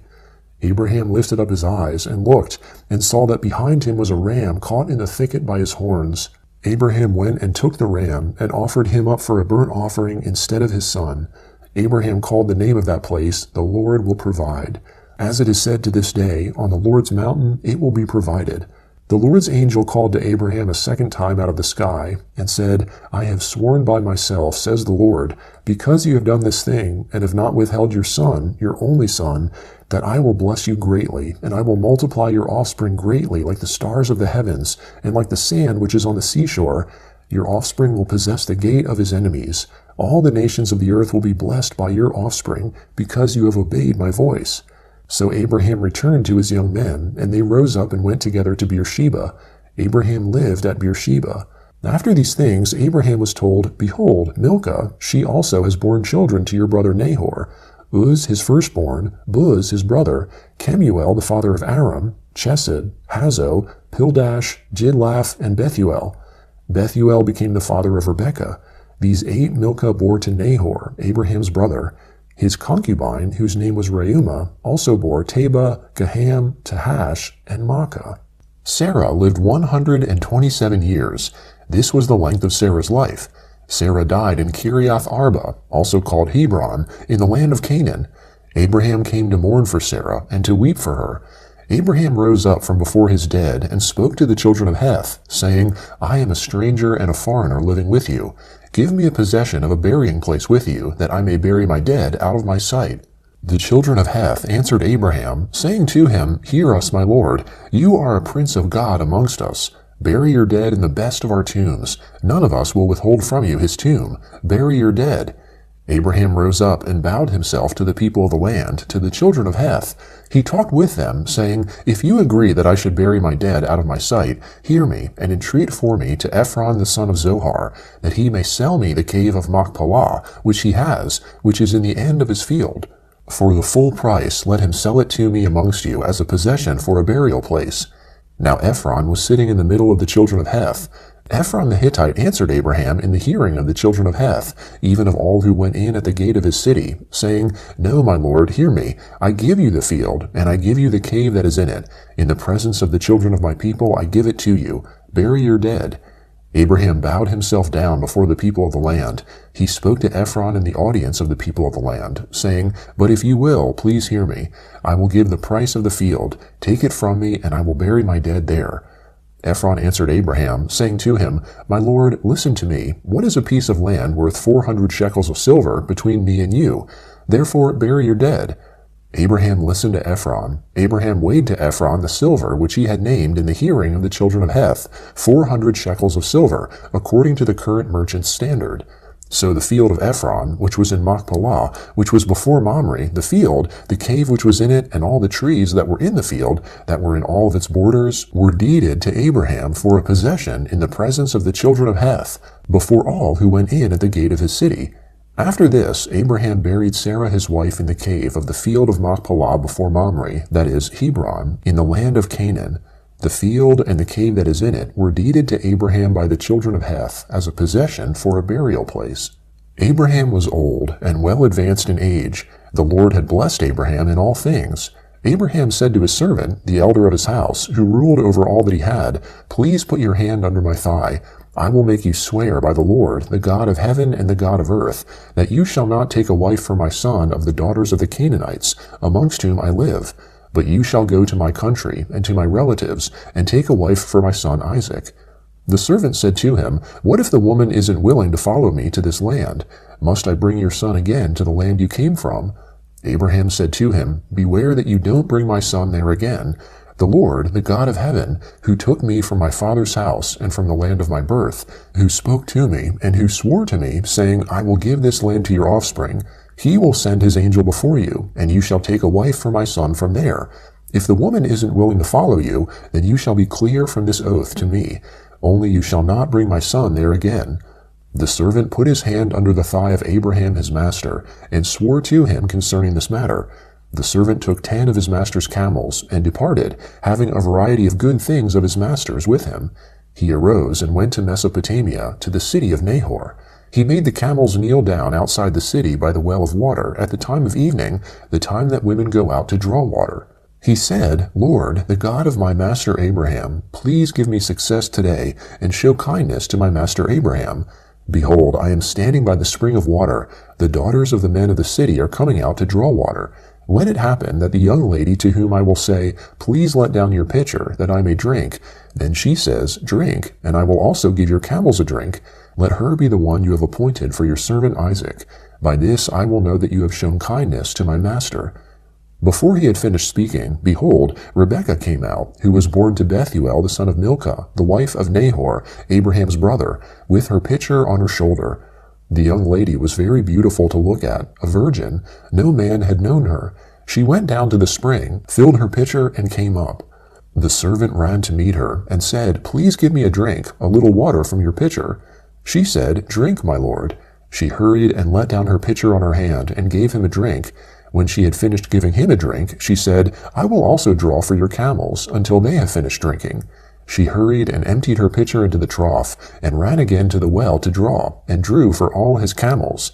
The man looked steadfastly at her, remaining silent, to know whether the Lord had made his journey prosperous or not. As the camels had done drinking, the man took a golden ring of 1/2 shekel weight and 2 bracelets for her hands of 10 shekels weight of gold, and said, "Whose daughter are you? Please tell me, is there room in your father's house for us to stay?" She said to him, "I am the daughter of Bethuel, the son of Milcah, whom she bore to Nahor." She said moreover to him, "We have both straw and feed enough, and room to lodge in." The man bowed his head and worshipped the Lord. He said, "Blessed be the Lord, the God of my master Abraham, who has not forsaken his loving kindness and his truth towards my master. As for me, the Lord has led me on the way to the house of my master's relatives." The young lady ran and told her mother's house about these words. Rebekah had a brother, and his name was Laban. Laban ran out to the man, to the spring, when he saw the ring and the bracelets on his sister's hands, and when he heard the words of Rebekah his sister, saying, "This is what the man said to me," he came to the man. Behold, he was standing by the camels at the spring. He said, "Come in, you blessed of the Lord. Why do you stand outside? For I have prepared the house, and room for the camels." The man came into the house, and he unloaded the camels. He gave straw and feed for the camels, and water to wash his feet and the feet of the men who were with him. Food was set before him to eat, but he said, "I will not eat until I have told my message." Laban said, "Speak on." He said, "I am Abraham's servant. The Lord has blessed my master greatly. He has become great. The Lord has given him flocks and herds, silver and gold, male servants and female servants, and camels and donkeys. Sarah, my master's wife, bore a son to my master when she was old. He has given all that he has to him. My master made me swear, saying, 'You shall not take a wife for my son from the daughters of the Canaanites, in whose land I live, but you shall go to my father's house and to my relatives, and take a wife for my son.' I asked my master, 'What if the woman will not follow me?' He said to me, 'The Lord, before whom I walk, will send his angel with you, and prosper your way. You shall take a wife for my son from my relatives and of my father's house. Then you will be clear from my oath when you come to my relatives. If they don't give her to you, you shall be clear from my oath.' I came today to the spring, and said, 'The Lord, the God of my master Abraham, if now you do prosper my way which I go, behold, I am standing by this spring of water. Let it happen that the maiden who comes out to draw, to whom I will say, "Please give me a little water from your pitcher to drink," then she tells me, "Drink, and I will also draw for your camels." Let her be the woman whom the Lord has appointed for my master's son." Before I had finished speaking in my heart, behold, Rebekah came out with her pitcher on her shoulder. She went down to the spring and drew. I said to her, "Please let me drink." She hurried and let down her pitcher from her shoulder and said, "Drink, and I will also give your camels a drink." So I drank, and she also gave the camels a drink. I asked her and said, "Whose daughter are you?" She said, "The daughter of Bethuel, Nahor's son, whom Milcah bore to him." I put the ring on her nose and the bracelets on her hands. I bowed my head and worshipped the Lord, and blessed the Lord, the God of my master Abraham, who had led me in the right way to take my master's brother's daughter for his son. Now if you will deal kindly and truly with my master, tell me. If not, tell me, that I may turn to the right hand or to the left." Then Laban and Bethuel answered, "The thing proceeds from the Lord. We can't speak to you bad or good. Behold, Rebekah is before you. Take her and go, and let her be your master's son's wife, as the Lord has spoken." When Abraham's servant heard their words, he bowed himself down to the earth to the Lord. The servant brought out jewels of silver and jewels of gold and clothing, and gave them to Rebekah. He also gave precious things to her brother and her mother. They ate and drank, he and the men who were with him, and stayed all night. They rose up in the morning, and he said, "Send me away to my master." Her brother and her mother said, "Let the young lady stay with us a few days, at least 10. After that she will go." He said to them, "Don't hinder me, since the Lord has prospered my way. Send me away that I may go to my master." They said, "We will call the young lady and ask her." They called Rebekah and said to her, "Will you go with this man?" She said, "I will go." They sent away Rebekah their sister with her nurse, Abraham's servant, and his men. They blessed Rebekah and said to her, Our sister, may you be the mother of thousands of 10,000s, and let your offspring possess the gate of those who hate them. Rebekah arose with her ladies. They rode on the camels and followed the man. The servant took Rebekah and went his way. Isaac came from the way of Beer Laharoi, for he lived in the land of the south. Isaac went out to meditate in the field at the evening. He lifted up his eyes and looked. Behold, there were camels coming. Rebekah lifted up her eyes, and when she saw Isaac, she got off the camel. She said to the servant, Who is the man who is walking in the field to meet us? The servant said, It is my master. She took her veil and covered herself. The servant told Isaac all the things that he had done. Isaac brought her into his mother Sarah's tent, and took Rebekah, and she became his wife. He loved her, so Isaac was comforted after his mother's death.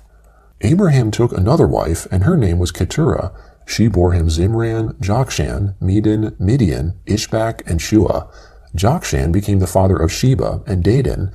The sons of Dedan were Ashurim, Letushim, and Leumim.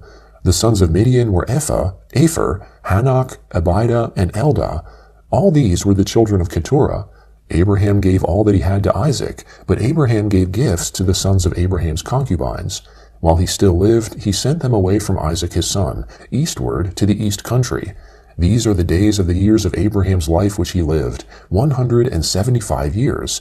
Abraham gave up his spirit, and died at a good old age, an old man and full of years, and was gathered to his people.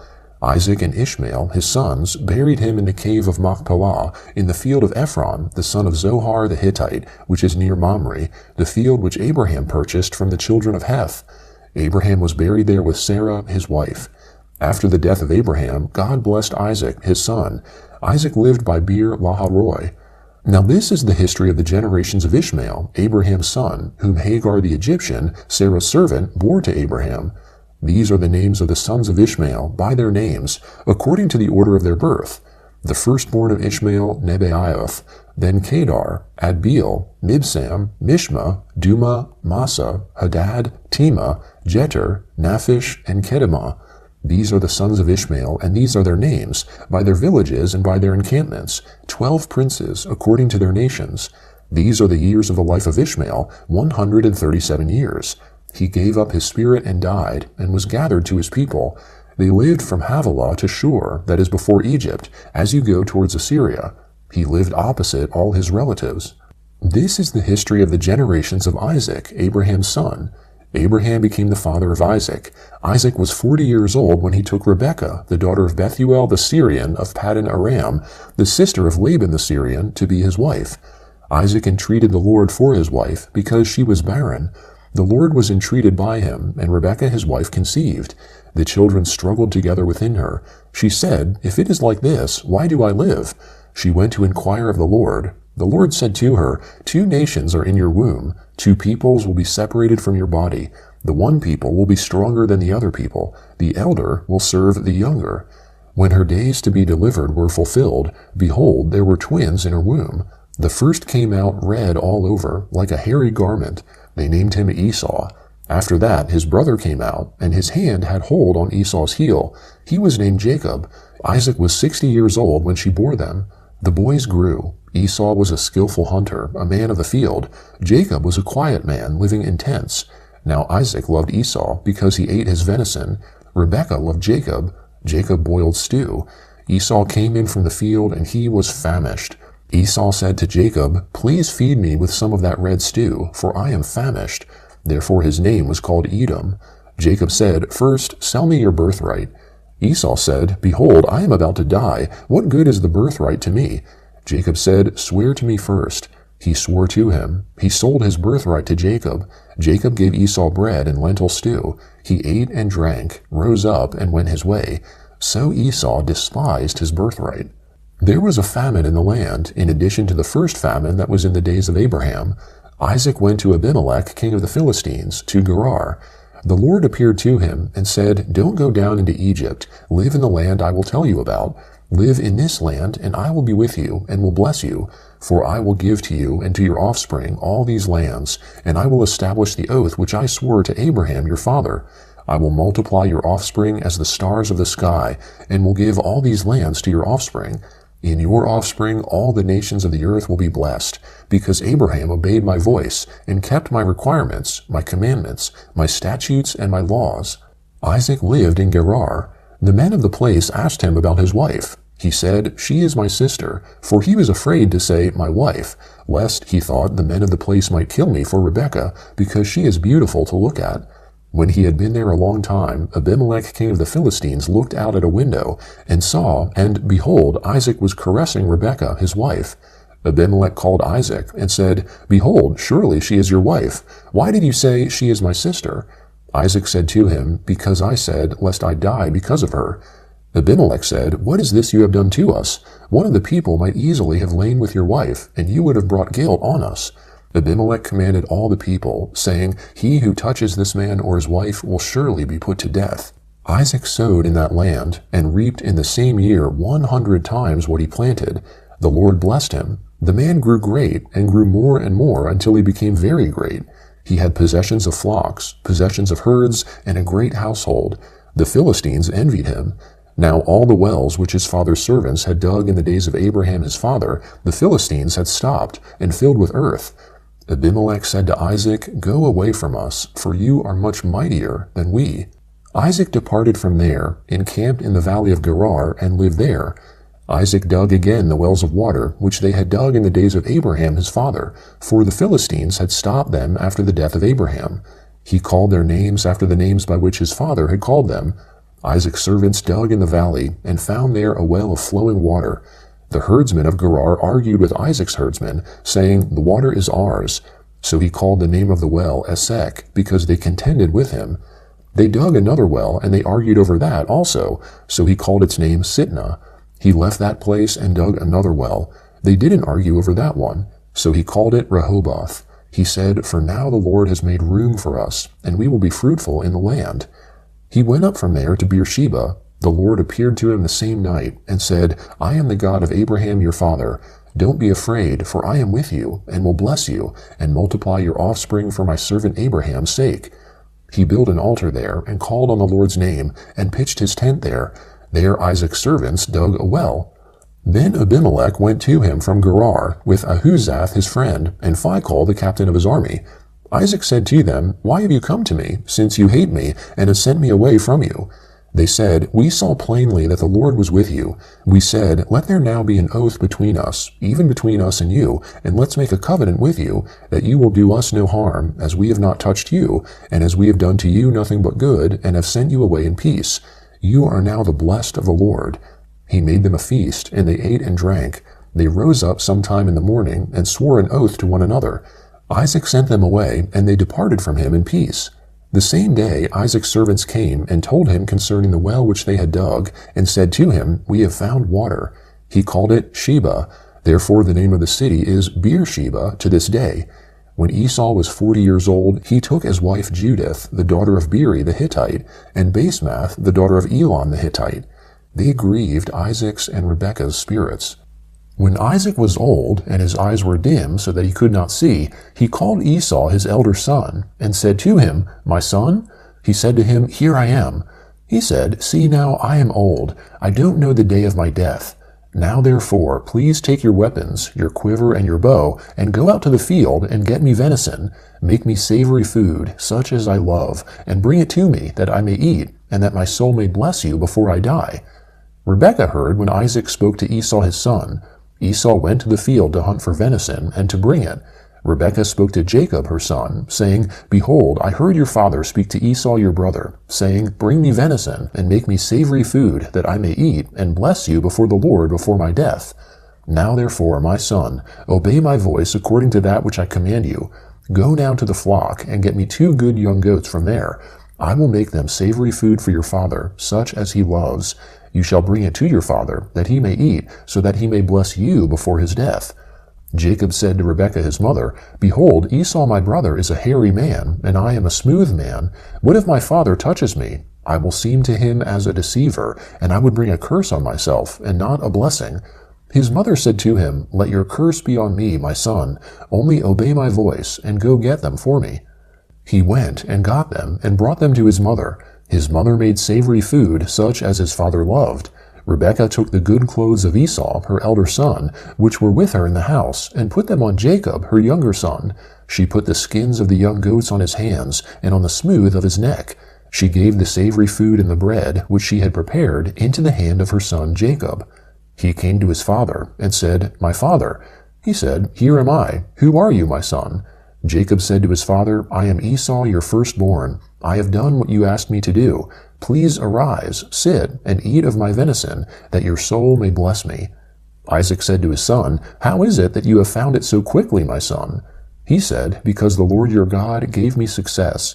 Isaac said to Jacob, "Please come near, that I may feel you, my son, whether you are really my son Esau or not." Jacob went near to Isaac his father. He felt him and said, "The voice is Jacob's voice, but the hands are the hands of Esau." He didn't recognize him because his hands were hairy, like his brother Esau's hands. So he blessed him. He said, "Are you really my son Esau?" He said, "I am." He said, "Bring it near to me, and I will eat of my son's venison, that my soul may bless you." He brought it near to him, and he ate. He brought him wine, and he drank. His father Isaac said to him, "Come near now, and kiss me, my son." He came near and kissed him. He smelled the smell of his clothing, and blessed him, and said, "Behold, the smell of my son is as the smell of a field which the Lord has blessed. God give you of the dew of the sky, of the fatness of the earth, and plenty of grain and new wine. Let people serve you, and nations bow down to you. Be Lord over your brothers. Let your mother's sons bow down to you. Cursed be everyone who curses you. Blessed be everyone who blesses you." As soon as Isaac had finished blessing Jacob, and Jacob had just gone out from the presence of Isaac his father, Esau his brother came in from his hunting. He also made savory food, and brought it to his father. He said to his father, "Let my father arise, and eat of his son's venison, that your soul may bless me." Isaac his father said to him, "Who are you?" He said, "I am your son, your firstborn, Esau." Isaac trembled violently, and said, "Who then is he who has taken venison, and brought it to me, and I have eaten of all before you came, and have blessed him? Yes, he will be blessed." When Esau heard the words of his father, he cried with an exceedingly great and bitter cry, and said to his father, "Bless me, even me also, my father." He said, "Your brother came with deceit, and has taken away your blessing." He said, "Isn't he rightly named Jacob? For he has supplanted me these 2 times. He took away my birthright. See, now he has taken away my blessing." He said, "Haven't you reserved a blessing for me?" Isaac answered Esau, "Behold, I have made him your lord, and all his brothers I have given to him for servants. I have sustained him with grain and new wine. What then will I do for you, my son?" Esau said to his father, "Do you have just one blessing, my father? Bless me, even me also, my father." Esau lifted up his voice and wept. Isaac his father answered him, "Behold, your dwelling will be of the fatness of the earth, and of the dew of the sky from above. You will live by your sword, and you will serve your brother. It will happen, when you will break loose, that you will shake his yoke from off your neck." Esau hated Jacob because of the blessing with which his father blessed him. Esau said in his heart, "The days of mourning for my father are at hand. Then I will kill my brother Jacob." The words of Esau, her elder son, were told to Rebekah. She sent and called Jacob, her younger son, and said to him, "Behold, your brother Esau comforts himself about you by planning to kill you. Now therefore, my son, obey my voice. Arise, flee to Laban, my brother, in Haran. Stay with him a few days, until your brother's fury turns away, until your brother's anger turns away from you, and he forgets what you have done to him. Then I will send, and get you from there. Why should I be bereaved of you both in one day?" Rebekah said to Isaac, "I am weary of my life because of the daughters of Heth. If Jacob takes a wife of the daughters of Heth, such as these, of the daughters of the land, what good will my life do me?" Isaac called Jacob, blessed him, and commanded him, "You shall not take a wife of the daughters of Canaan. Arise, go to Paddan Aram, to the house of Bethuel, your mother's father. Take a wife from there from the daughters of Laban, your mother's brother. May God Almighty bless you, and make you fruitful, and multiply you, that you may be a company of peoples, and give you the blessing of Abraham, to you and to your offspring with you, that you may inherit the land where you travel, which God gave to Abraham." Isaac sent Jacob away. He went to Paddan Aram to Laban, son of Bethuel the Syrian, the brother of Rebekah, Jacob's and Esau's mother.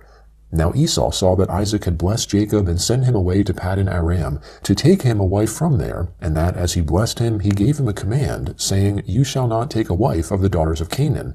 And that Jacob obeyed his father and his mother, and was gone to Paddan Aram. Esau saw that the daughters of Canaan didn't please Isaac his father. So Esau went to Ishmael, and took, in addition to the wives that he had, Mahalath the daughter of Ishmael, Abraham's son, the sister of Nebaioth, to be his wife. Jacob went out from Beersheba, and went towards Haran. He came to a certain place, and stayed there all night, because the sun had set. He took one of the stones of the place, and put it under his head, and lay down in that place to sleep. He dreamt, and saw a stairway set upon the earth, and its top reached to heaven. Behold, the angels of God were ascending and descending on it.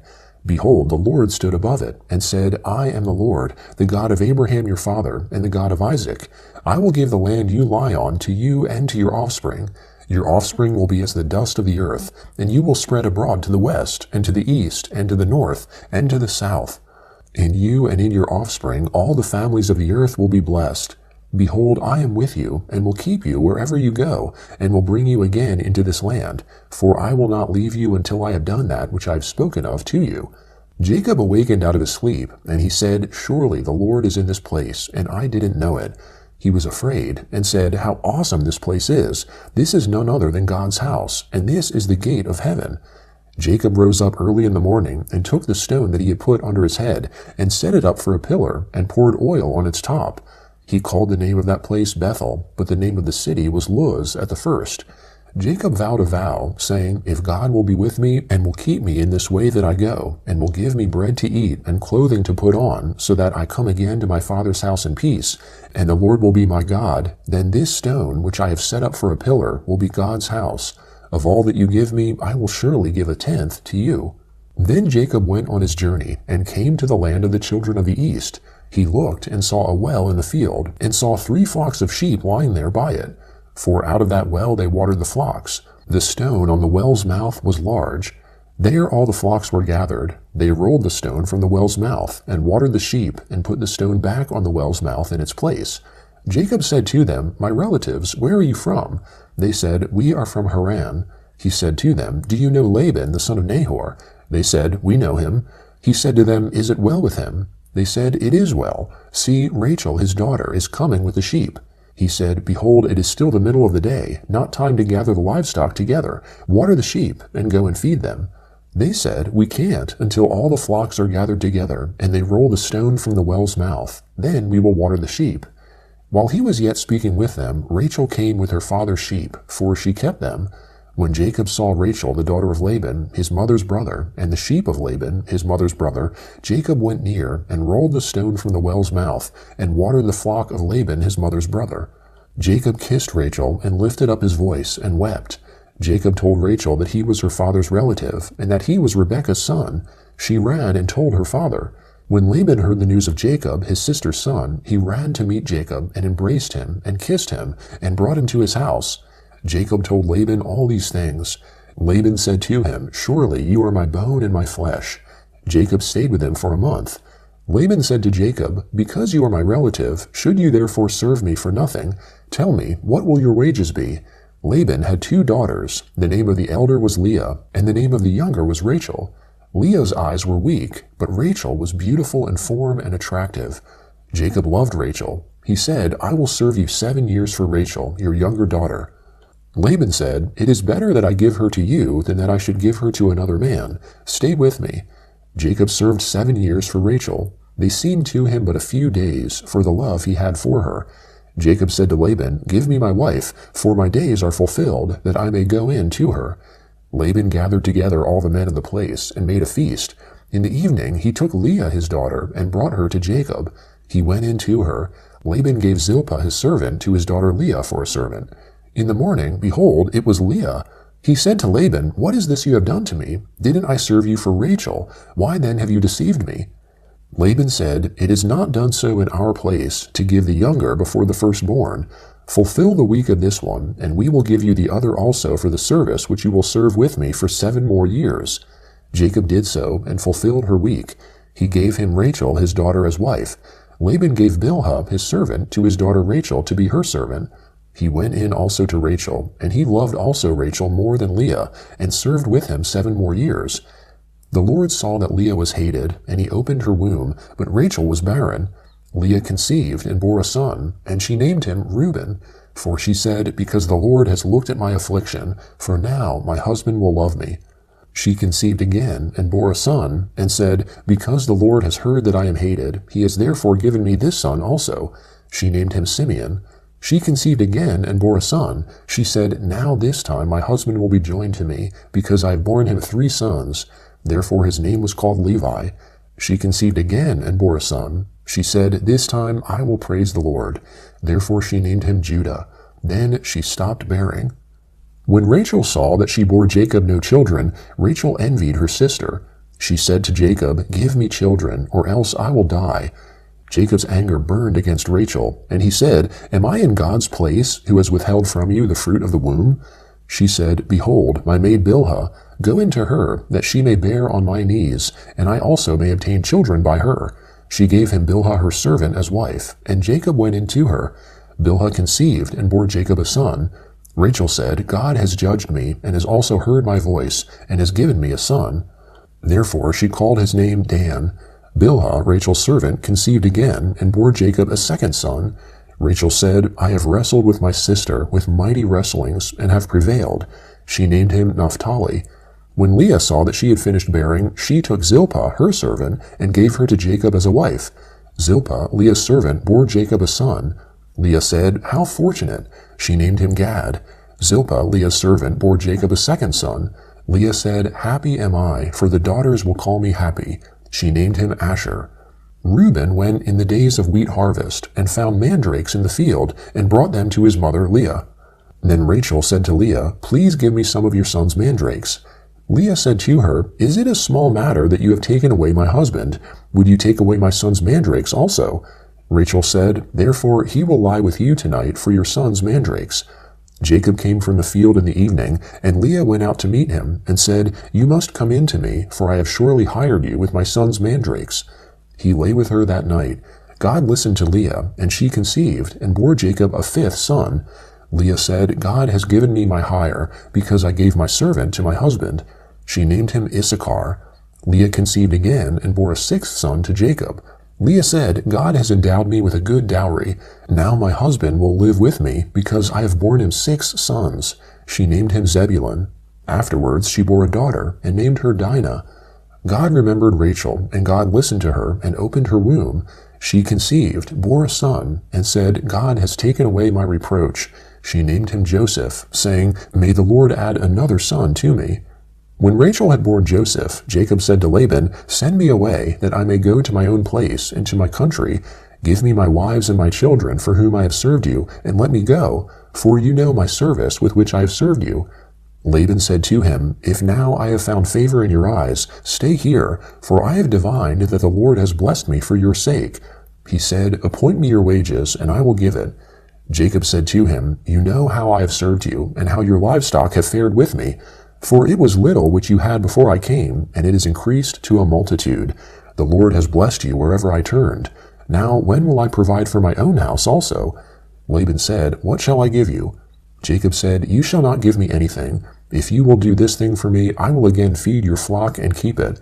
I will pass through all your flock today, removing from there every speckled and spotted one, and every black one amongst the sheep, and the spotted and speckled amongst the goats. This will be my hire. So my righteousness will answer for me hereafter, when you come concerning my hire that is before you.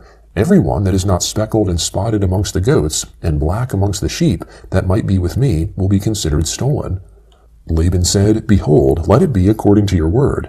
That day he removed the male goats that were streaked and spotted, and all the female goats that were speckled and spotted, every one that had white in it, and all the black ones amongst the sheep, and gave them into the hand of his sons.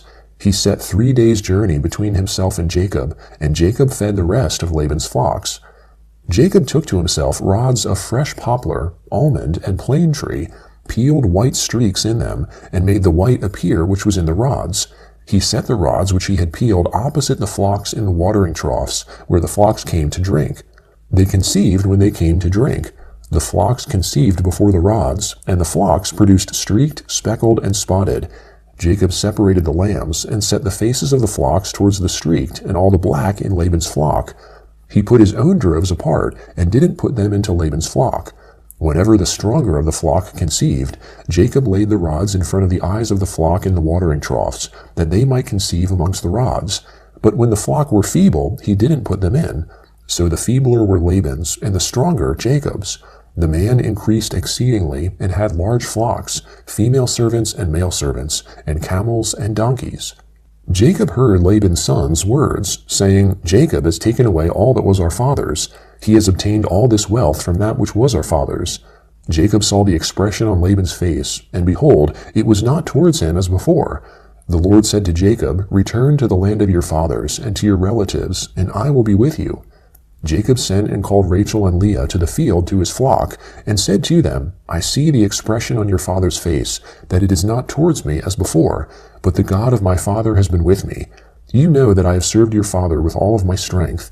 Your father has deceived me and changed my wages 10 times, but God didn't allow him to hurt me. If he said, The speckled will be your wages, then all the flock bore speckled. If he said, The streaked will be your wages, then all the flock bore streaked. Thus God has taken away your father's livestock and given them to me. During mating season I lifted up my eyes and saw in a dream, and behold, the male goats which leapt on the flock were streaked, speckled, and grizzled. The angel of God said to me in the dream, Jacob, and I said, Here I am. He said, Now lift up your eyes, and behold, all the male goats which leap on the flock are streaked, speckled, and grizzled, for I have seen all that Laban does to you. I am the God of Bethel, where you anointed a pillar, where you vowed a vow to me. Now arise, get out from this land, and return to the land of your birth. Rachel and Leah answered him, Is there yet any portion or inheritance for us in our father's house? Aren't we considered as foreigners by him? For he has sold us, and has also used up our money. For all the riches which God has taken away from our father are ours and our children's. Now then, whatever God has said to you, do. Then Jacob rose up, and set his sons and his wives on the camels, and he took away all his livestock, and all his possessions which he had gathered, including the livestock which he had gained in Paddan Aram, to go to Isaac his father, to the land of Canaan. Now Laban had gone to shear his sheep, and Rachel stole the teraphim that were her father's. Jacob deceived Laban the Syrian, in that he didn't tell him that he was running away. So he fled with all that he had. He rose up, passed over the river, and set his face towards the mountain of Gilead. Laban was told on the 3rd day that Jacob had fled. He took his relatives with him and pursued him 7 days' journey. He overtook him in the mountain of Gilead. God came to Laban the Syrian in a dream of the night, and said to him, Be careful that you don't speak to Jacob, either good or bad. Laban caught up with Jacob. Now Jacob had pitched his tent in the mountain, and Laban with his relatives encamped in the mountain of Gilead. Laban said to Jacob, What have you done, that you have deceived me, and carried away my daughters like captives of the sword? Why did you flee secretly, and deceive me, and didn't tell me, that I might have sent you away with mirth, and with songs, with tambourine and with harp, and didn't allow me to kiss my sons and my daughters? Now have you done foolishly. It is in the power of my hand to hurt you, but the God of your father spoke to me last night, saying, Be careful that you don't speak to Jacob, either good or bad. Now you want to be gone, because you greatly longed for your father's house. But why have you stolen my gods? Jacob answered Laban, Because I was afraid, for I said, Lest you should take your daughters from me by force. Anyone you find your gods with shall not live. Before our relatives, discern what is yours with me, and take it. For Jacob didn't know that Rachel had stolen them. Laban went into Jacob's tent, into Leah's tent, and into the tent of the 2 female servants, but he didn't find them. He went out of Leah's tent and entered into Rachel's tent. Now Rachel had taken the teraphim, put them in the camel's saddle, and sat on them. Laban felt all around the tent, but didn't find them. She said to her father, Don't let my lord be angry that I can't rise up before you, for I'm having my period. He searched, but didn't find the teraphim. Jacob was angry, and argued with Laban. Jacob answered Laban, What is my trespass? What is my sin that you have hotly pursued me? Now that you have felt around in all my stuff, what have you found of all your household stuff? Set it here before my relatives and your relatives, that they may judge between us 2. These 20 years I have been with you. Your ewes and your female goats have not cast their young, and I haven't eaten the rams of your flocks. That which was torn of animals I didn't bring to you. I bore its loss. Of my hand you required it, whether stolen by day or stolen by night. This was my situation. In the day the drought consumed me, and the frost by night, and my sleep fled from my eyes. These 20 years I have been in your house. I served you 14 years for your 2 daughters, and 6 years for your flock, and you have changed my wages 10 times. Unless the God of my father, the God of Abraham and the fear of Isaac, had been with me, surely now you would have sent me away empty. God has seen my affliction and the labor of my hands, and rebuked you last night." Laban answered Jacob, "The daughters are my daughters, the children are my children, the flocks are my flocks, and all that you see is mine. What can I do today to these my daughters, or to their children whom they have borne? Now come, let's make a covenant, you and I. Let it be for a witness between me and you." Jacob took a stone and set it up for a pillar. Jacob said to his relatives, "Gather stones." They took stones and made a heap. They ate there by the heap. Laban called it Jegar-Sahadutha, but Jacob called it Galeed. Laban said, "This heap is witness between me and you today." Therefore it was named Galeed and Mizpah. For he said, "The Lord watch between me and you, when we are absent one from another. If you afflict my daughters, or if you take wives in addition to my daughters, no man is with us. Behold, God is witness between me and you."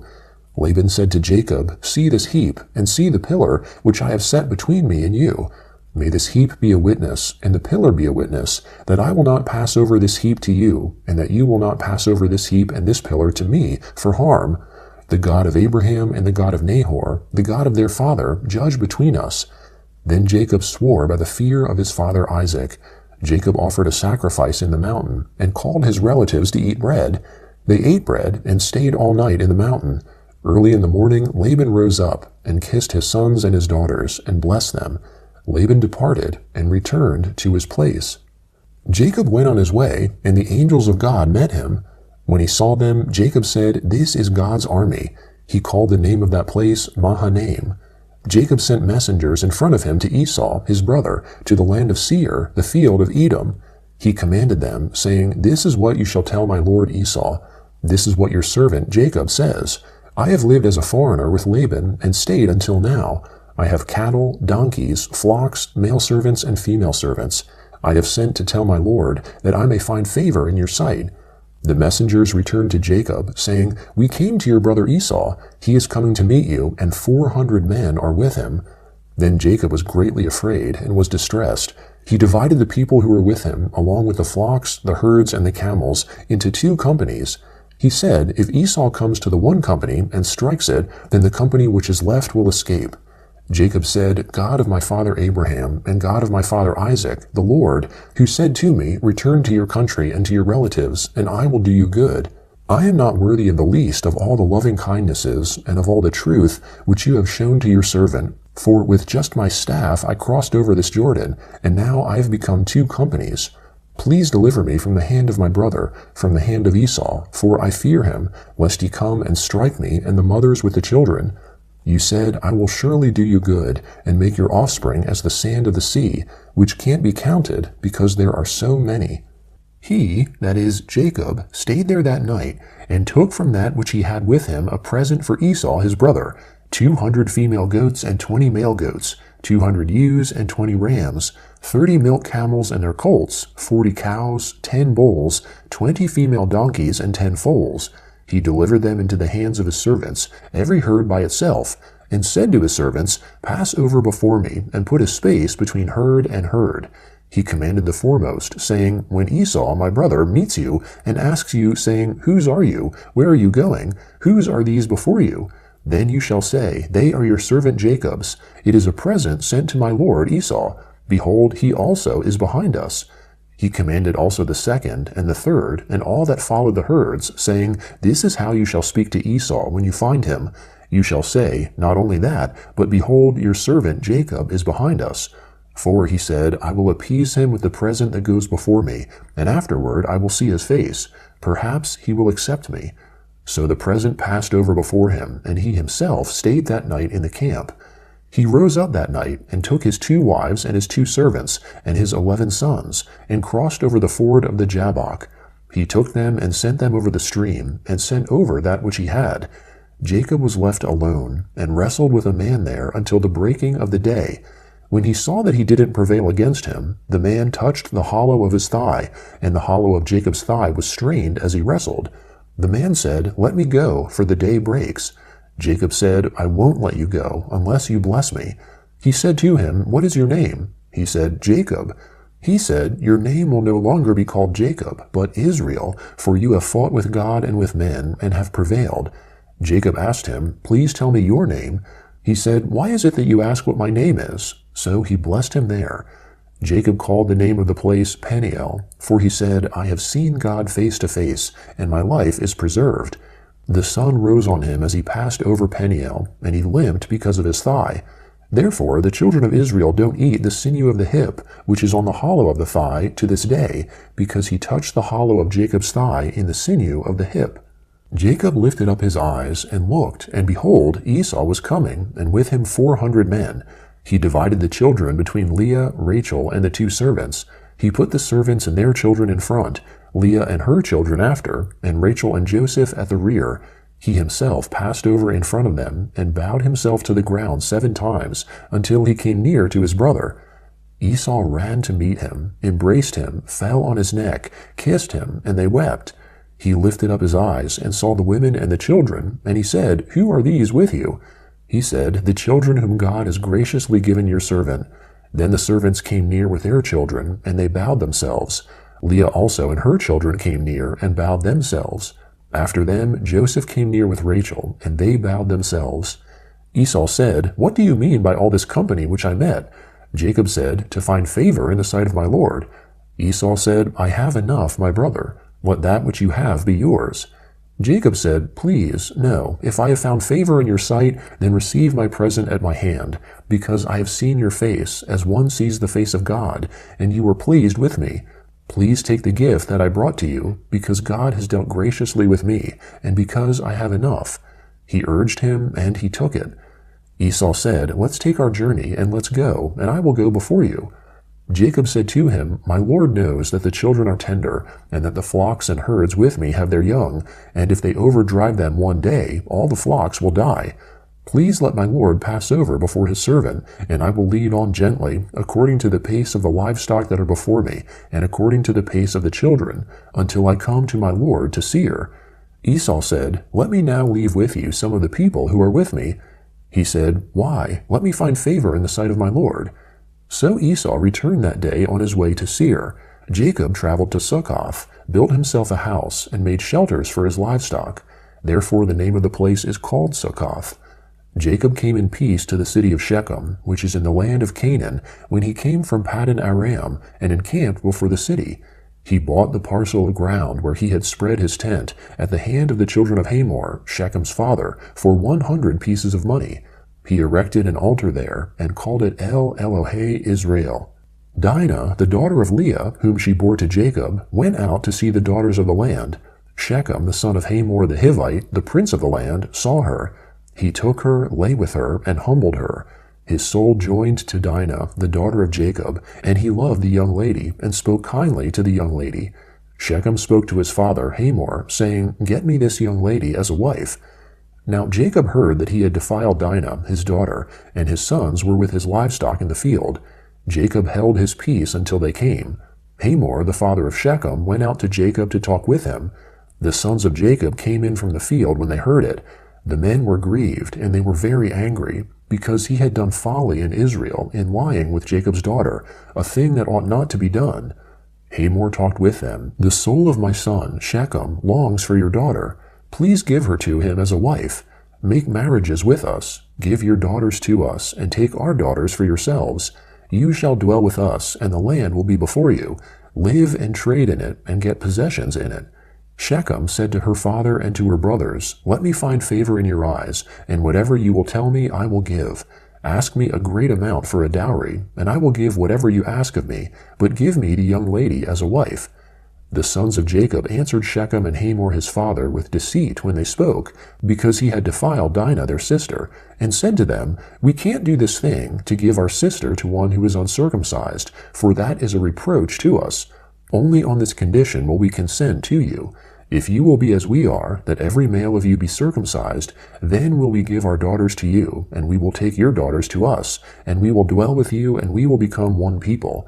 But if you will not listen to us and be circumcised, then we will take our sister, and we will be gone." Their words pleased Hamor and Shechem, Hamor's son. The young man didn't wait to do this thing, because he had delight in Jacob's daughter, and he was honored above all the house of his father. Hamor and Shechem, his son, came to the gate of their city, and talked with the men of their city, saying, "These men are peaceful with us. Therefore let them live in the land and trade in it. For behold, the land is large enough for them. Let's take their daughters to us for wives, and let's give them our daughters. Only on this condition will the men consent to us to live with us, to become one people, if every male amongst us is circumcised as they are circumcised. Won't their livestock and their possessions and all their animals be ours? Only let's give our consent to them, and they will dwell with us." All who went out of the gate of his city listened to Hamor and to Shechem his son, and every male was circumcised, all who went out of the gate of his city. On the third day, when they were sore, 2 of Jacob's sons, Simeon and Levi, Dinah's brothers, each took his sword, came upon the unsuspecting city, and killed all the males. They killed Hamor and Shechem, his son, with the edge of the sword, and took Dinah out of Shechem's house, and went away. Jacob's sons came on the dead, and plundered the city, because they had defiled their sister. They took their flocks, their herds, their donkeys, that which was in the city, that which was in the field, and all their wealth. They took captive all their little ones and their wives, and took as plunder everything that was in the house. Jacob said to Simeon and Levi, "You have troubled me to make me odious to the inhabitants of the land, amongst the Canaanites and the Perizzites. I am few in number. They will gather themselves together against me and strike me, and I will be destroyed, I and my house." They said, "Should he deal with our sister as with a prostitute?" God said to Jacob, "Arise, go up to Bethel, and live there. Make there an altar to God, who appeared to you when you fled from the face of Esau your brother." Then Jacob said to his household and to all who were with him, "Put away the foreign gods that are amongst you, purify yourselves, and change your garments. Let's arise and go up to Bethel. I will make there an altar to God, who answered me in the day of my distress, and was with me on the way which I went." They gave to Jacob all the foreign gods which were in their hands, and the rings which were in their ears, and Jacob hid them under the oak which was by Shechem. They traveled, and a terror of God was on the cities that were around them, and they didn't pursue the sons of Jacob. So Jacob came to Luz, that is Bethel, which is in the land of Canaan, he and all the people who were with him. He built an altar there, and called the place El Beth El, because there God was revealed to him, when he fled from the face of his brother. Deborah, Rebekah's nurse, died, and she was buried below Bethel under the oak, and its name was called Allon Bakuth. God appeared to Jacob again when he came from Paddan Aram, and blessed him. God said to him, "Your name is Jacob. Your name shall not be Jacob any more, but your name will be Israel." He named him Israel. God said to him, "I am God Almighty. Be fruitful and multiply. A nation and a company of nations will be from you, and kings will come out of your body. The land which I gave to Abraham and Isaac, I give it to you, and to your offspring after you I will give the land." God went up from him in the place where he spoke with him. Jacob set up a pillar in the place where he spoke with him, a pillar of stone. He poured out a drink offering on it, and poured oil on it. Jacob called the name of the place where God spoke with him Bethel. They traveled from Bethel. There was still some distance to come to Ephrath, and Rachel travailed. She had hard labor. When she was in hard labor, the midwife said to her, "Don't be afraid, for now you will have another son." As her soul was departing, for she died, she named him Ben-Oni, but his father named him Benjamin. Rachel died and was buried on the way to Ephrath, also called Bethlehem. Jacob set up a pillar on her grave. The same is the pillar of Rachel's grave to this day. Israel traveled and spread his tent beyond the tower of Ader. While Israel lived in that land, Reuben went and lay with Bilhah, his father's concubine, and Israel heard of it. Now the sons of Jacob were 12. The sons of Leah, Reuben, Jacob's firstborn, Simeon, Levi, Judah, Issachar, and Zebulun. The sons of Rachel, Joseph and Benjamin. The sons of Bilhah, Rachel's servant, Dan and Naphtali. The sons of Zilpah, Leah's servant, Gad and Asher. These are the sons of Jacob, who were born to him in Paddan Aram. Jacob came to Isaac his father, to Mamre, to Kiriath Arba, which is Hebron, where Abraham and Isaac lived as foreigners. The days of Isaac were 180 years. Isaac gave up the spirit and died, and was gathered to his people, old and full of days. Esau and Jacob, his sons, buried him. Now this is the history of the generations of Esau, that is, Edom. Esau took his wives from the daughters of Canaan, Adah the daughter of Elon the Hittite, and Oholibamah the daughter of Anah, the daughter of Zibeon the Hivite, and Basemath Ishmael's daughter, sister of Nebaioth. Adah bore to Esau Eliphaz, Basemath bore Reuel, Oholibamah bore Jeush, Jalam, and Korah. These are the sons of Esau, who were born to him in the land of Canaan. Esau took his wives, his sons, his daughters, and all the members of his household, with his livestock, all his animals, and all his possessions, which he had gathered in the land of Canaan, and went into a land far away from his brother Jacob. For their substance was too great for them to dwell together, and the land of their travels couldn't bear them because of their livestock. Esau lived in the hill country of Seir. Esau is Edom. This is the history of the generations of Esau, the father of the Edomites, in the hill country of Seir. These are the names of Esau's sons: Eliphaz, the son of Adah, the wife of Esau, and Reuel, the son of Basemath, the wife of Esau. The sons of Eliphaz were Taman, Omar, Zepho, and Gatam, and Kenaz. Timnah was concubine to Eliphaz, Esau's son, and she bore to Eliphaz Amalek. These are the descendants of Adah, Esau's wife. These are the sons of Reuel: Nahath, Zerah, Shammah, and Mizah. These were the descendants of Basemath, Esau's wife.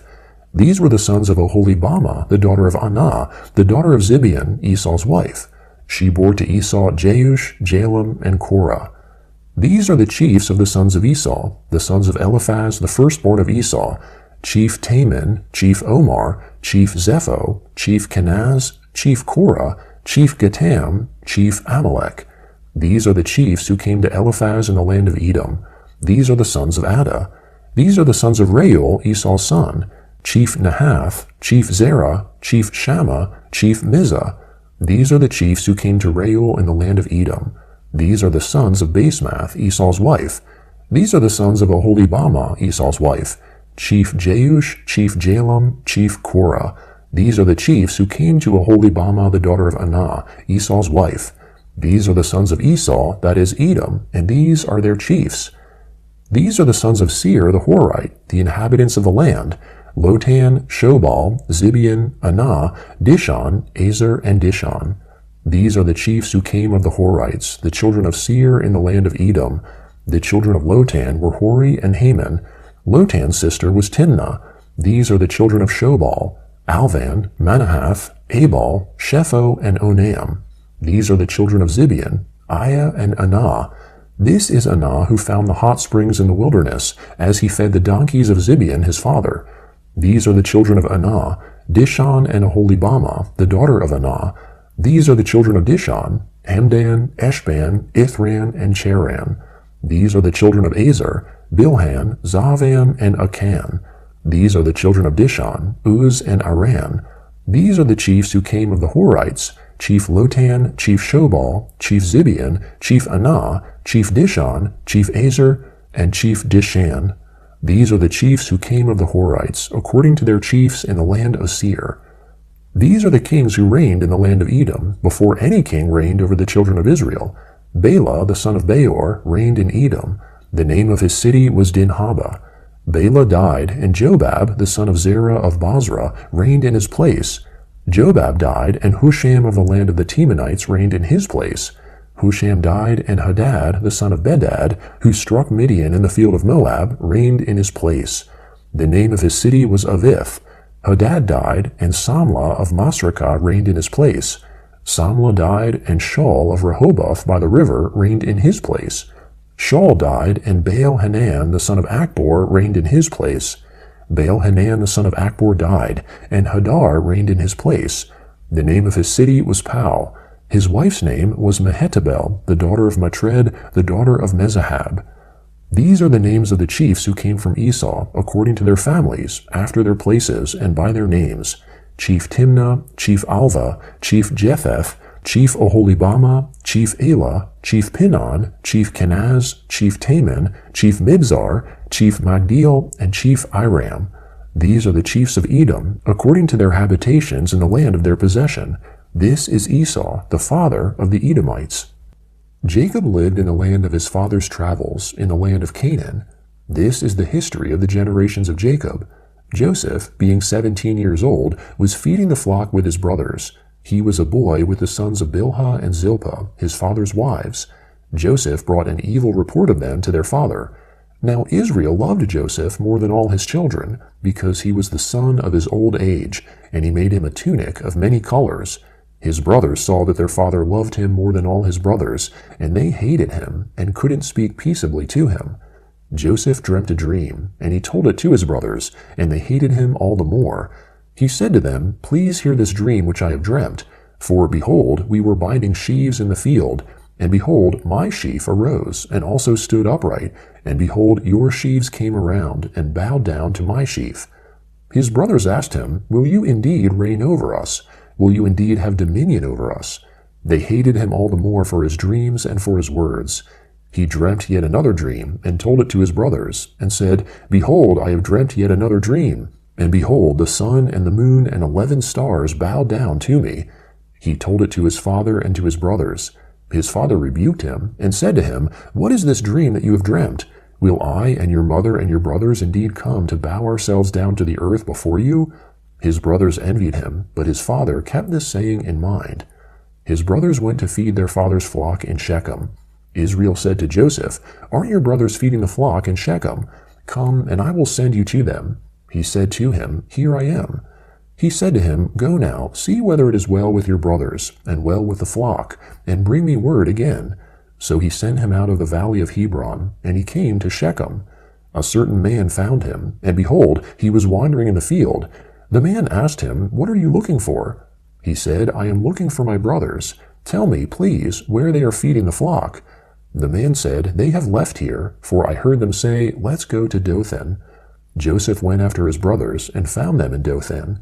They saw him afar off, and before he came near to them, they conspired against him to kill him.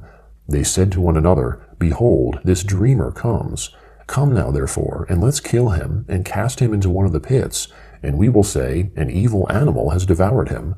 We will see what will become of his dreams." Reuben heard it, and delivered him out of their hand, and said, "Let's not take his life." Reuben said to them, "Shed no blood. Throw him into this pit that is in the wilderness, but lay no hand on him, that he might deliver him out of their hand, to restore him to his father." When Joseph came to his brothers, they stripped Joseph of his tunic, the tunic of many colors that was on him, and they took him and threw him into the pit. The pit was empty, there was no water in it. They sat down to eat bread, and they lifted up their eyes and looked, and saw a caravan of Ishmaelites was coming from Gilead, with their camels bearing spices and balm and myrrh, going to carry it down to Egypt. Judah said to his brothers, "What profit is it if we kill our brother and conceal his blood? Come, and let's sell him to the Ishmaelites, and not let our hand be on him, for he is our brother, our flesh." His brothers listened to him. Midianites who were merchants passed by, and they drew and lifted up Joseph out of the pit, and sold Joseph to the Ishmaelites for 20 pieces of silver. The merchants brought Joseph into Egypt. Reuben returned to the pit, and saw that Joseph wasn't in the pit, and he tore his clothes. He returned to his brothers, and said, "The child is no more, and I, where will I go?" They took Joseph's tunic, and killed a male goat, and dipped the tunic in the blood. They took the tunic of many colors, and they brought it to their father, and said, "We have found this. Examine it now, and see if it is your son's tunic or not." He recognized it, and said, "It is my son's tunic. An evil animal has devoured him. Joseph is without doubt torn in pieces." Jacob tore his clothes, and put sackcloth on his waist, and mourned for his son many days. All his sons and all his daughters rose up to comfort him, but he refused to be comforted. He said, "For I will go down to Sheol to my son, mourning." His father wept for him. The Midianites sold him into Egypt to Potiphar, an officer of Pharaoh's, the captain of the guard. At that time, Judah went down from his brothers, and visited a certain Adullamite, whose name was Hira. There Judah saw the daughter of a certain Canaanite man named Shua. He took her and went in to her. She conceived and bore a son, and he named him She conceived again and bore a son, and she named him Onan. She yet again bore a son, and named him Shelah. He was at Chezib when she bore him. Judah took a wife for his firstborn, and her name was Tamar. Judah's firstborn, was wicked in the Lord's sight, so the Lord killed him. Judah said to Onan, "Go in to your brother's wife, and perform the duty of a husband's brother to her, and raise up offspring for your brother." Onan knew that the offspring wouldn't be his, and when he went in to his brother's wife, he spilled his semen on the ground, lest he should give offspring to his brother. The thing which he did was evil in the Lord's sight, and he killed him also. Then Judah said to Tamar, his daughter-in-law, "Remain a widow in your father's house, until Shelah my son is grown up." For he said, lest he also die like his brothers. Tamar went and lived in her father's house. After many days, Shelah's daughter, the wife of Judah, died. Judah was comforted and went up to his sheep shearers to Timnah, he and his friend Hira the Adullamite. Tamar was told, "Behold, your father-in-law is going up to Timnah to shear his sheep." She took off the garments of her widowhood, and covered herself with her veil, and wrapped herself, and sat in the gate of Enaim, which is on the way to Timnah, for she saw that Shelah was grown up, and she wasn't given to him as a wife. When Judah saw her, he thought that she was a prostitute, for she had covered her face. He turned to her by the way, and said, "Please come, let me come in to you," for he didn't know that she was his daughter-in-law. She said, "What will you give me, that you may come in to me?" He said, "I will send you a young goat from the flock." She said, "Will you give me a pledge until you send it?" He said, "What pledge will I give you?" She said, "Your signet and your cord, and your staff that is in your hand." He gave them to her, and came in to her, and she conceived by him. She arose and went away, and put off her veil from her, and put on the garments of her widowhood. Judah sent the young goat by the hand of his friend, the Adullamite, to receive the pledge from the woman's hand, but he didn't find her. Then he asked the men of her place, saying, "Where is the prostitute that was at Enaim by the road?" They said, "There has been no prostitute here." He returned to Judah and said, "I haven't found her." And also the men of the place said, "There has been no prostitute here." Judah said, "Let her keep it, lest we be shamed. Behold, I sent this young goat, and you haven't found her." About 3 months later, Judah was told, "Tamar, your daughter-in-law, has played the prostitute. Moreover, behold, she is with child by prostitution." Judah said, "Bring her out, and let her be burned." When she was brought out, she sent to her father-in-law, saying, "I am with child by the man who owns these." She also said, "Please discern whose these are, the signet and the cords and the staff."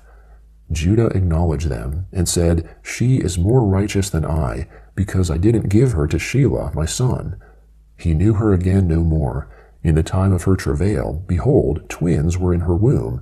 When she travailed, one put out a hand, and the midwife took and tied a scarlet thread on his hand, saying, "This came out first." As he drew back his hand, behold, his brother came out, and she said, "Why have you made a breach for yourself?" Therefore his name was called Perez. Afterward his brother came out, who had the scarlet thread on his hand, and his name was called Zerah. Joseph was brought down to Egypt. Potiphar, an officer of Pharaoh's, the captain of the guard, an Egyptian, bought him from the hand of the Ishmaelites that had brought him down there. The Lord was with Joseph, and he was a prosperous man. He was in the house of his master the Egyptian. His master saw that the Lord was with him, and that the Lord made all that he did prosper in his hand. Joseph found favor in his sight. He ministered to him, and Potiphar made him overseer over his house, and all that he had he put into his hand. From the time that he made him overseer in his house, and over all that he had, the Lord blessed the Egyptian's house for Joseph's sake. The Lord's blessing was on all that he had, in the house and in the field. He left all that he had in Joseph's hand. He didn't concern himself with anything, except for the food which he ate. Joseph was well built and handsome. After these things, his master's wife set her eyes on Joseph, and she said, "Lie with me." But he refused, and said to his master's wife, "Behold, my master doesn't know what is with me in the house, and he has put all that he has into my hand. No one is greater in this house than I am, and he has not kept back anything from me but you, because you are his wife. How then can I do this great wickedness, and sin against God?"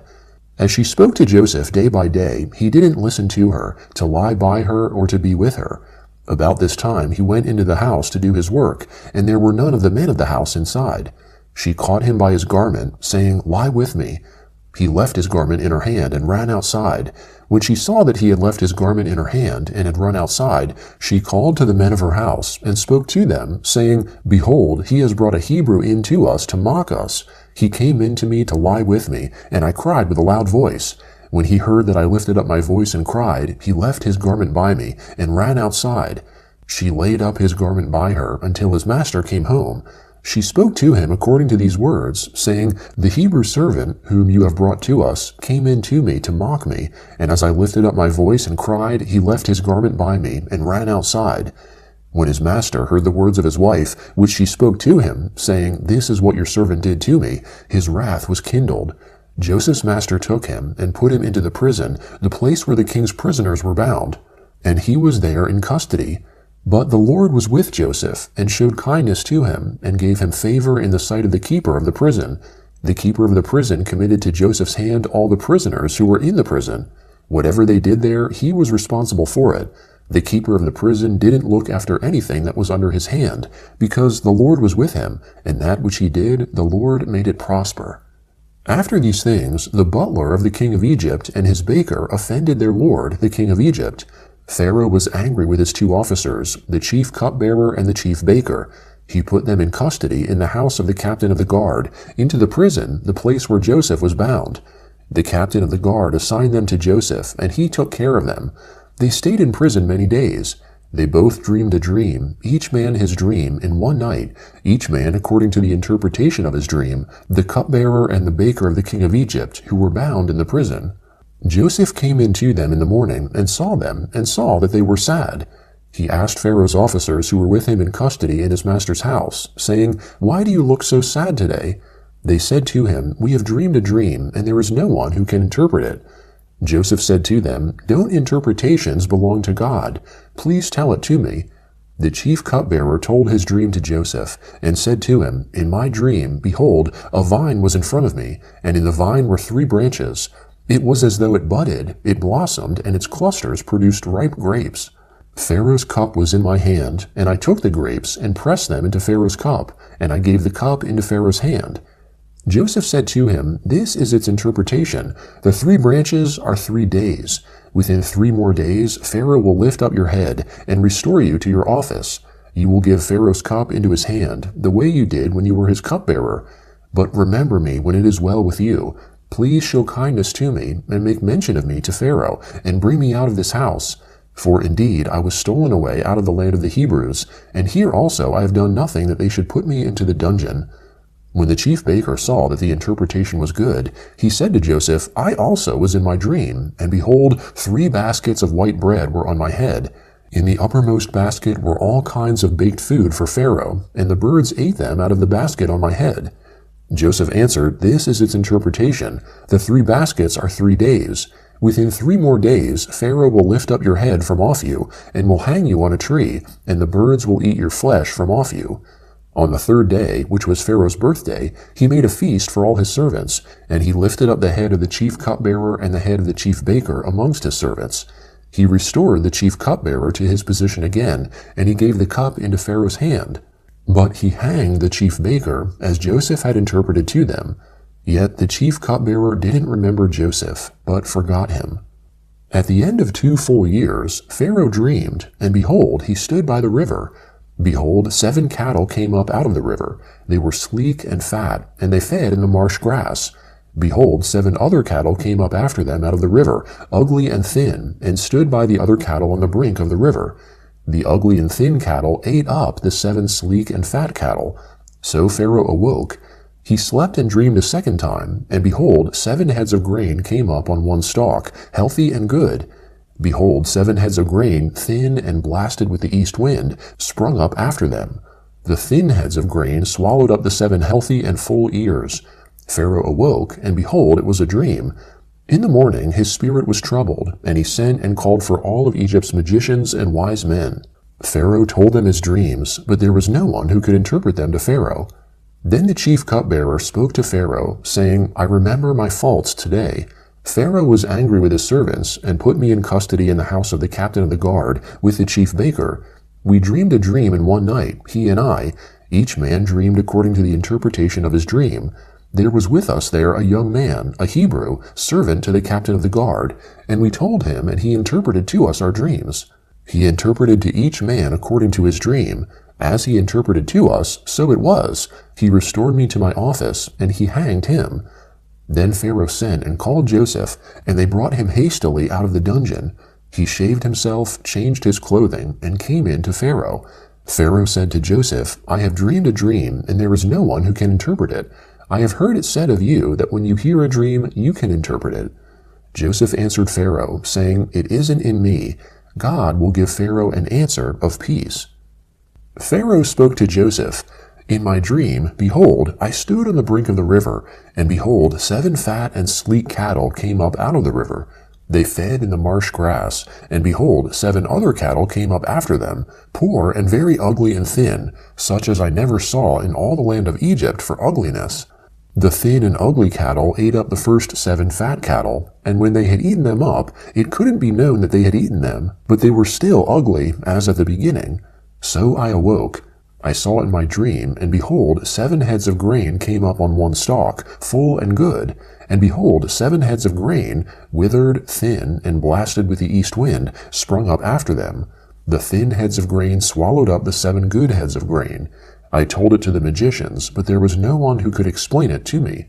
Joseph said to Pharaoh, The dream of Pharaoh is one. What God is about to do he has declared to Pharaoh. The 7 good cattle are 7 years, and the 7 good heads of grain are 7 years. The dream is one. The 7 thin and ugly cattle that came up after them are 7 years, and also the 7 empty heads of grain blasted with the east wind.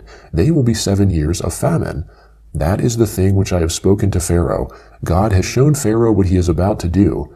Behold, 7 years of great plenty throughout all the land of Egypt are coming. 7 years of famine will arise after them, and all the plenty will be forgotten in the land of Egypt. The famine will consume the land, and the plenty will not be known in the land by reason of that famine which follows, for it will be very grievous. The dream was doubled to Pharaoh, because the thing is established by God, and God will shortly bring it to pass. Now therefore let Pharaoh look for a discreet and wise man, and set him over the land of Egypt. Let Pharaoh do this, and let him appoint overseers over the land, and take up the 5th part of the land of Egypt's produce in the 7 plenteous years. Let them gather all the food of these good years that come, and store grain under the hand of Pharaoh for food in the cities, and let them keep it. The food will be to supply the land against the 7 years of famine, which will be in the land of Egypt, so that the land will not perish through the famine. The thing was good in the eyes of Pharaoh, and in the eyes of all his servants. Pharaoh said to his servants, Can we find such a one as this, a man in whom is the Spirit of God? Pharaoh said to Joseph, Because God has shown you all of this, there is no one so discreet and wise as you. You shall be over my house. All my people will be ruled according to your word. Only in the throne I will be greater than you. Pharaoh said to Joseph, Behold, I have set you over all the land of Egypt. Pharaoh took off his signet ring from his hand, and put it on Joseph's hand, and arrayed him in robes of fine linen, and put a gold chain about his neck. He made him ride in the 2nd chariot which he had. They cried before him, Bow the knee. He set him over all the land of Egypt.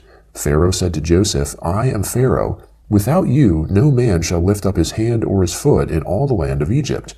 Pharaoh called Joseph's name Zaphenath-Paneah. He gave him Asenath, the daughter of Potiphera, priest of On, as a wife. Joseph went out over the land of Egypt.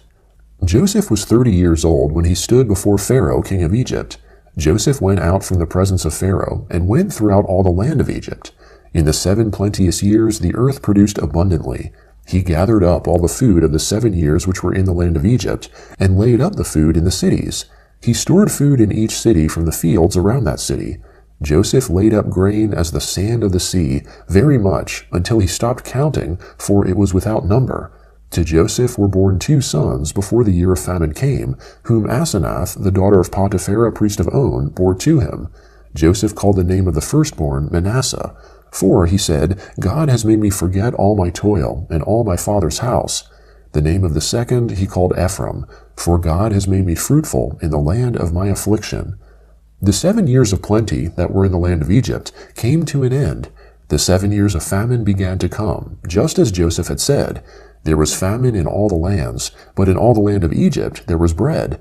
When all the land of Egypt was famished, the people cried to Pharaoh for bread, and Pharaoh said to all the Egyptians, "Go to Joseph. What he says to you, do." The famine was over all the surface of the earth. Joseph opened all the storehouses and sold to the Egyptians. The famine was severe in the land of Egypt. All countries came into Egypt to Joseph to buy grain, because the famine was severe in all the earth. Now Jacob saw that there was grain in Egypt, and Jacob said to his sons, "Why do you look at one another?" He said, "Behold, I have heard that there is grain in Egypt. Go down there and buy for us from there, so that we may live and not die." Joseph's 10 brothers went down to buy grain from Egypt, but Jacob didn't send Benjamin, Joseph's brother, with his brothers, for he said, lest perhaps harm happen to him. The sons of Israel came to buy amongst those who came, for the famine was in the land of Canaan. Joseph was the governor over the land. It was he who sold to all the people of the land. Joseph's brothers came and bowed themselves down to him with their faces to the earth. Joseph saw his brothers, and he recognized them, but acted like a stranger to them, and spoke roughly to them. He said to them, "Where did you come from?" They said, "From the land of Canaan to buy food." Joseph recognized his brothers, but they didn't recognize him. Joseph remembered the dreams which he dreamed about them, and said to them, "You are spies. You have come to see the nakedness of the land." They said to him, "No, my lord, but your servants have come to buy food. We are all one man's sons. We are honest men. Your servants are not spies." He said to them, "No, but you have come to see the nakedness of the land." They said, "We, your servants, are 12 brothers, the sons of one man in the land of Canaan, and behold, the youngest is today with our father, and one is no more." Joseph said to them, "It is like I told you, saying, You are spies. By this you shall be tested. By the life of Pharaoh, you shall not go out from here, unless your youngest brother comes here. Send one of you, and let him get your brother, and you shall be bound, that your words may be tested, whether there is truth in you, or else, by the life of Pharaoh, surely you are spies." He put them all together into custody for 3 days. Joseph said to them, that is, his brothers, the 3rd day, "Do this and live, for I fear God. If you are honest men, then let one of your brothers be bound in your prison, but you go, carry grain for the famine of your houses. Bring your youngest brother to me, so will your words be verified, and you won't die." They did so. They said to one another, "We are certainly guilty concerning our brother, in that we saw the distress of his soul when he begged us, and we wouldn't listen. Therefore this distress has come upon us." Reuben answered them, saying, "Didn't I tell you, saying, Don't sin against the child, and you wouldn't listen? Therefore also, behold, his blood is required." They didn't know that Joseph understood them, for there was an interpreter between them. He turned himself away from them and wept. Then he returned to them and spoke to them, and took Simeon from amongst them and bound him before their eyes. Then Joseph gave a command to fill their bags with grain, and to restore each man's money into his sack, and to give them food for the way. So it was done to them. They loaded their donkeys with their grain, and departed from there. As one of them opened his sack to give his donkey food in the lodging place, he saw his money. Behold, it was in the mouth of his sack. He said to his brothers, "My money is restored. Behold, it is in my sack." Their hearts failed them, and they turned trembling to one another, saying, "What is this that God has done to us?" They came to Jacob their father, to the land of Canaan, and told him all that had happened to them, saying, "The man, the lord of the land, spoke roughly to us, and took us for spies of the country. We said to him, We are honest men, we are no spies. We are 12 brothers, sons of our father. One is no more, and the youngest is today with our father in the land of Canaan." The man, the lord of the land, said to us, "By this I will know that you are honest men. Leave one of your brothers with me, and take grain for the famine of your houses, and go your way. Bring your youngest brother to me. Then I will know that you are not spies, but that you are honest men. So I will deliver your brother to you, and you shall trade in the land." As they emptied their sacks, behold, each man's bundle of money was in his sack. When they and their father saw their bundles of money, they were afraid. Jacob, their father, said to them, "You have bereaved me of my children. Joseph is no more, Simeon is no more, and you want to take Benjamin away. All these things are against me." Reuben spoke to his father, saying, "Kill my 2 sons if I don't bring him to you. Entrust him to my care, and I will bring him to you again." He said, "My son shall not go down with you, for his brother is dead, and he only is left." If harm happens to him along the way in which you go, then you will bring down my gray hairs with sorrow to Sheol." The famine was severe in the land. When they had eaten up the grain which they had brought out of Egypt, their father said to them, "Go again, buy us a little more food." Judah spoke to him, saying, "The man solemnly warned us, saying, 'You shall not see my face unless your brother is with you.' If you'll send our brother with us, we'll go down and buy you food. But if you don't send him, we won't go down. For the man said to us, 'You shall not see my face unless your brother is with you.'" Israel said, "Why did you treat me so badly, telling the man that you had another brother?" They said, "The man asked directly concerning ourselves and concerning our relatives, saying, 'Is your father still alive? Have you another brother?' We just answered his questions. Is there any way we could know that he would say, 'Bring your brother down'?" Judah said to Israel, his father, "Send the boy with me, and we'll get up and go, so that we may live and not die, both we and you, and also our little ones. I'll be collateral for him. From my hand will you require him.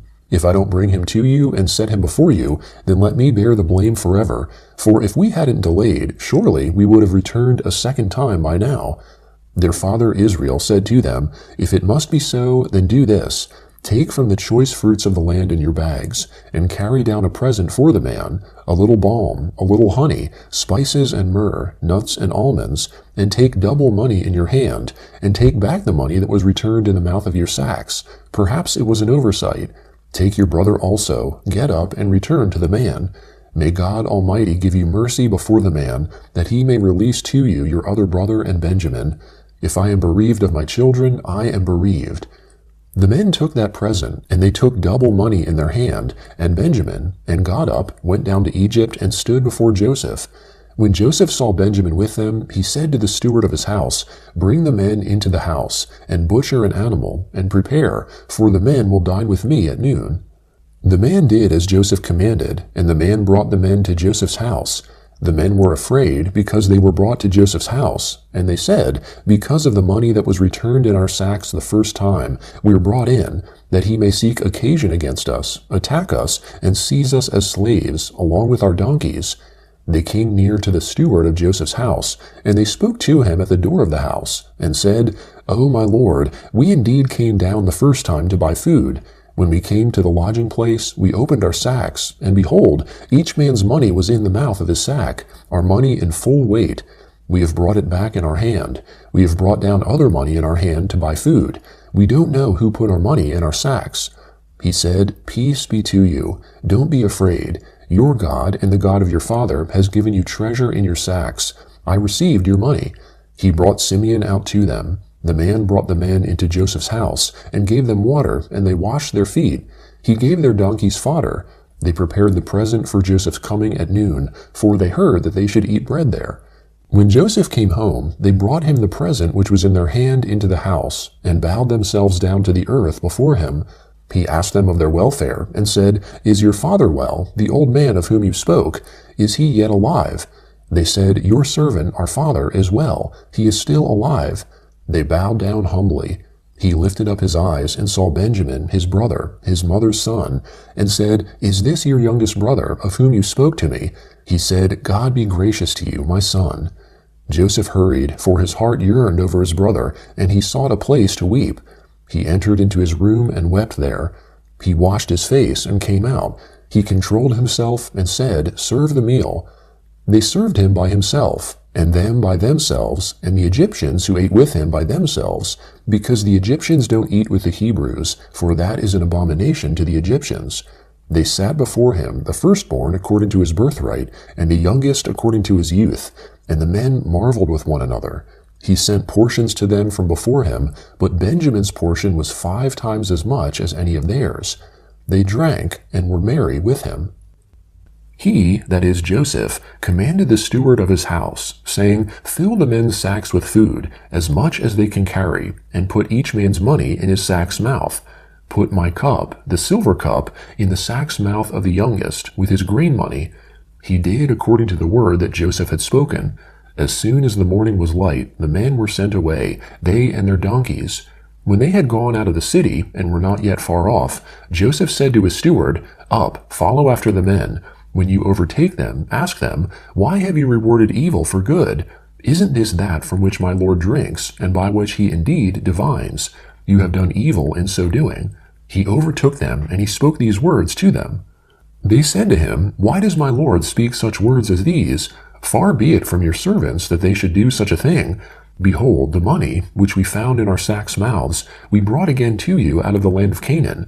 How then should we steal silver or gold out of your Lord's house? With whomever of your servants it is found, let him die, and we also will be my Lord's slaves." He said, "Now also let it be according to your words. He with whom it is found will be my slave, and you will be blameless." Then they hurried, and each man took his sack down to the ground, and each man opened his sack.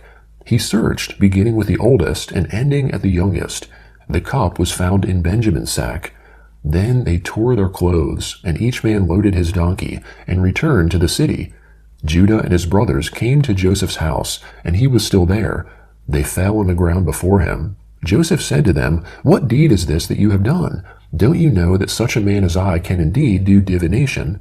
Judah said, "What will we tell my Lord? What will we speak? How will we clear ourselves? God has found out the iniquity of your servants. Behold, we are my Lord's slaves, both we and he also, in whose hand the cup is found." He said, "Far be it from me that I should do so. The man in whose hand the cup is found, he will be my slave. But as for you, go up in peace to your father." Then Judah came near to him, and said, "O my Lord, please let your servant speak a word in my Lord's ears, and don't let your anger burn against your servant, for you are even as Pharaoh." My Lord asked his servants, saying, "Have you a father or a brother?" We said to my Lord, "We have a father, an old man, and a child of his old age, a little one, and his brother is dead, and he alone is left of his mother, and his father loves him. You said to your servants, 'Bring him down to me, that I may set my eyes on him.' We said to my Lord, 'The boy can't leave his father, for if he should leave his father would die.' You said to your servants, 'Unless your youngest brother comes down with you, you will see my face no more.' When we came up to your servant my father, we told him the words of my Lord. Our father said, 'Go again and buy us a little food.'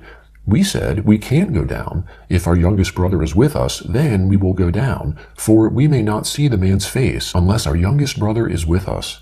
Your servant, my father, said to us, 'You know that my wife bore me 2 sons. One went out from me, and I said, surely he is torn in pieces, and I haven't seen him since. If you take this one also from me, and harm happens to him, you will bring down my gray hairs with sorrow to Sheol. Now therefore, when I come to your servant my father, and the boy is not with us, since his life is bound up in the boy's life, it will happen, when he sees that the boy is no more, that he will die. Your servants will bring down the gray hairs of your servant, our father, with sorrow to Sheol. For your servant became collateral for the boy to my father, saying, If I don't bring him to you, then I will bear the blame to my father forever. Now therefore, please let your servant stay instead of the boy, my lord's slave, and let the boy go up with his brothers. For how will I go up to my father if the boy isn't with me, lest I see the evil that will come on my father?" Then Joseph couldn't control himself before all those who stood before him, and he called out, "Cause everyone to go out from me." No one else stood with him, while Joseph made himself known to his brothers. He wept aloud. The Egyptians heard, and the house of Pharaoh heard. Joseph said to his brothers, "I am Joseph. Does my father still live?" His brothers couldn't answer him, for they were terrified at his presence. Joseph said to his brothers, "Come near to me, please." They came near. He said, "I am Joseph, your brother, whom you sold into Egypt. Now don't be grieved, nor angry with yourselves that you sold me here, for God sent me before you to preserve life. For these 2 years the famine has been in the land, and there are yet 5 years in which there will be no plowing and no harvest. God sent me before you to preserve for you a remnant in the earth, and to save you alive by a great deliverance. So now it wasn't you who sent me here, but God, and he has made me a father to Pharaoh, lord of all his house, and ruler over all the land of Egypt. Hurry and go up to my father, and tell him, this is what your son Joseph says. God has made me lord of all Egypt. Come down to me. Don't wait. You shall dwell in the land of Goshen, and you will be near to me, you, your children, your children's children, your flocks, your herds, and all that you have. There I will provide for you, for there are yet 5 years of famine, lest you come to poverty, you and your household, and all that you have." Behold, your eyes see, and the eyes of my brother Benjamin, that it is my mouth that speaks to you. You shall tell my father of all my glory in Egypt, and of all that you have seen. You shall hurry and bring my father down here. He fell on his brother Benjamin's neck and wept, and Benjamin wept on his neck. He kissed all of his brothers and wept on them. After that, his brothers talked with him. The report of it was heard in Pharaoh's house, saying, Joseph's brothers have come. It pleased Pharaoh well, and his servants. Pharaoh said to Joseph, Tell your brothers, do this, load your animals, and go, travel to the land of Canaan. Take your father and your households, and come to me, and I will give you the good of the land of Egypt, and you will eat the fat of the land. Now you are commanded to do this. Take wagons out of the land of Egypt for your little ones, and for your wives, and bring your father, and come. Also, don't concern yourselves about your belongings, for the good of all the land of Egypt is yours. The sons of Israel did so. Joseph gave them wagons, according to the commandment of Pharaoh, and gave them provision for the way. He gave each one of them changes of clothing, but to Benjamin he gave 300 pieces of silver and 5 changes of clothing.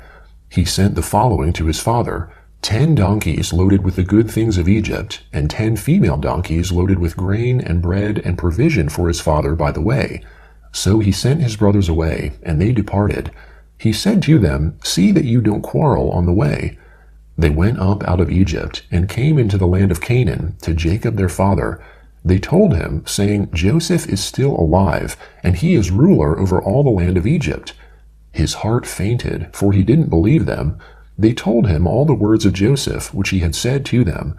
When he saw the wagons which Joseph had sent to carry him, the spirit of Jacob, their father, revived.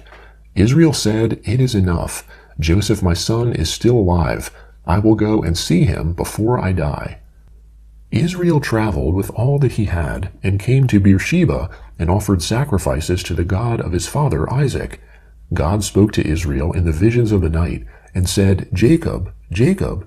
He said, Here I am. He said, I am God, the God of your father. Don't be afraid to go down into Egypt, for there I will make of you a great nation. I will go down with you into Egypt. I will also surely bring you up again. Joseph's hand will close your eyes. Jacob rose up from Beersheba, and the sons of Israel carried Jacob, their father, their little ones, and their wives, in the wagons which Pharaoh had sent to carry him.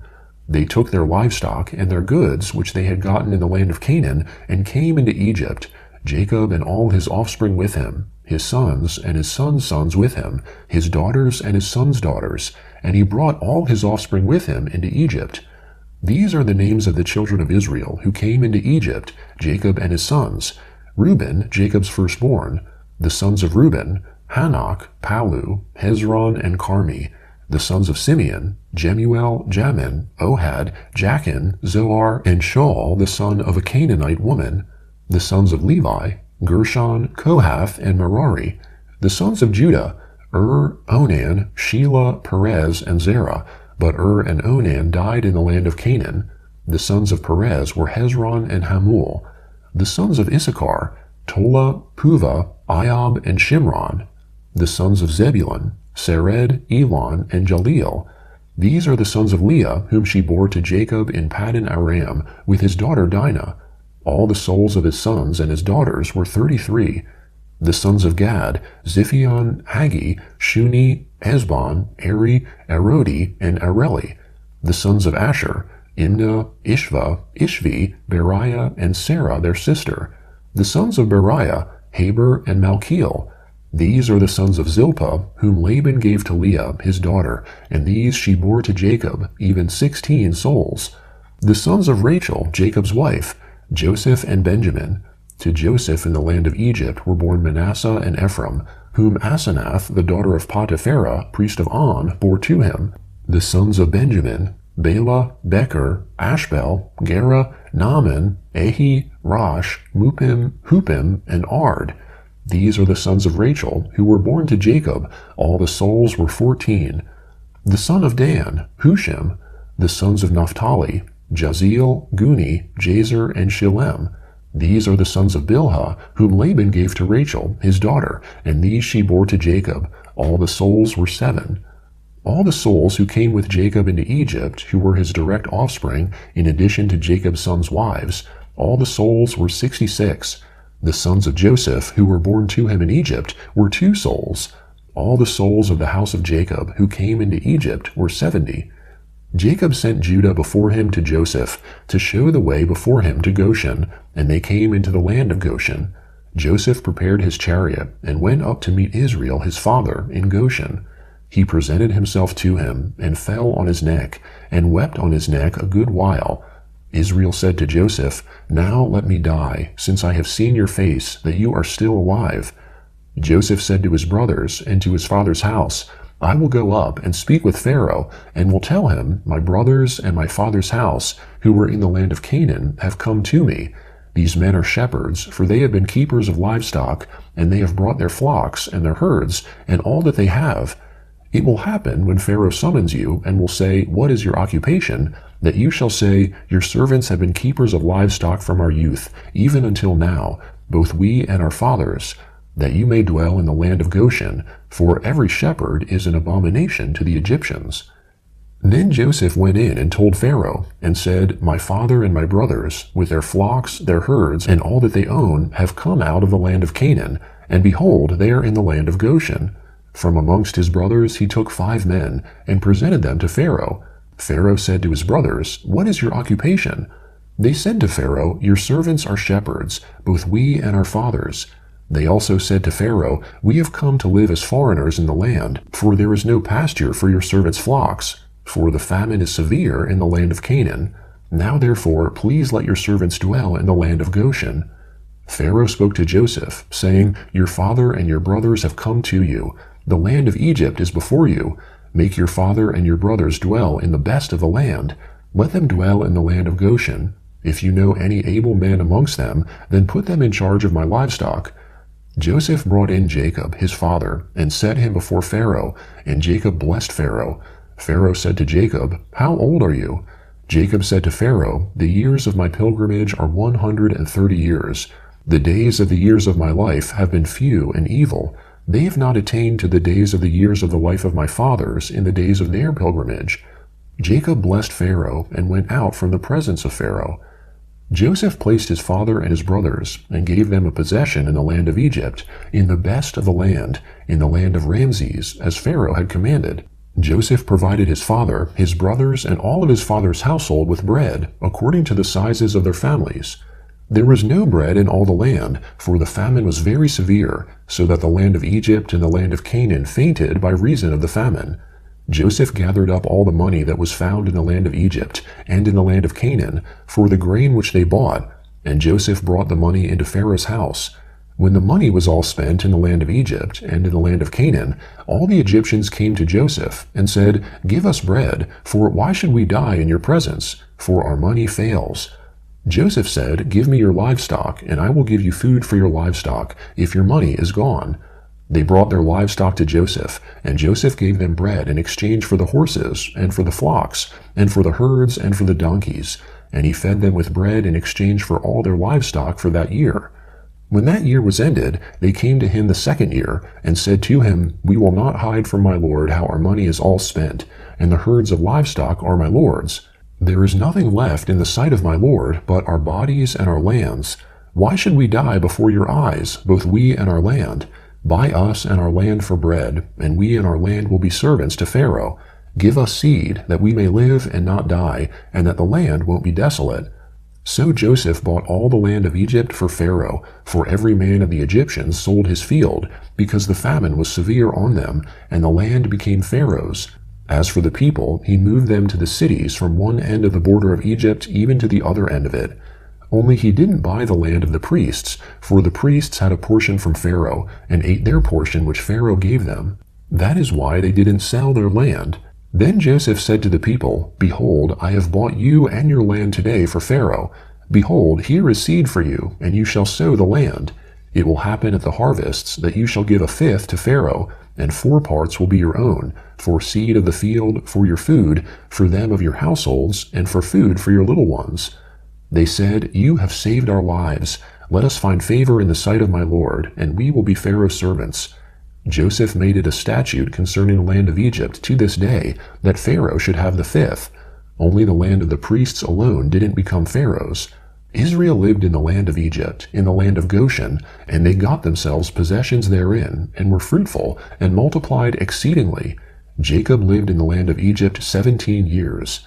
So the days of Jacob, the years of his life, were 147 years. The time came near that Israel must die, and he called his son Joseph, and said to him, If now I have found favor in your sight, please put your hand under my thigh, and deal kindly and truly with me. Please don't bury me in Egypt, but when I sleep with my fathers, you shall carry me out of Egypt, and bury me in their burying place. Joseph said, I will do as you have said. Israel said, Swear to me, and he swore to him. Then Israel bowed himself on the bed's head. After these things, someone said to Joseph, Behold, your father is sick. He took with him his 2 sons, Manasseh and Ephraim. Someone told Jacob and said, Behold, your son Joseph comes to you. And Israel strengthened himself and sat on the bed. Jacob said to Joseph, God Almighty appeared to me at Luz in the land of Canaan, and blessed me, and said to me, Behold, I will make you fruitful, and multiply you, and I will make of you a company of peoples, and will give this land to your offspring after you, for an everlasting possession. Now your 2 sons, who were born to you in the land of Egypt, before I came to you into Egypt, are mine.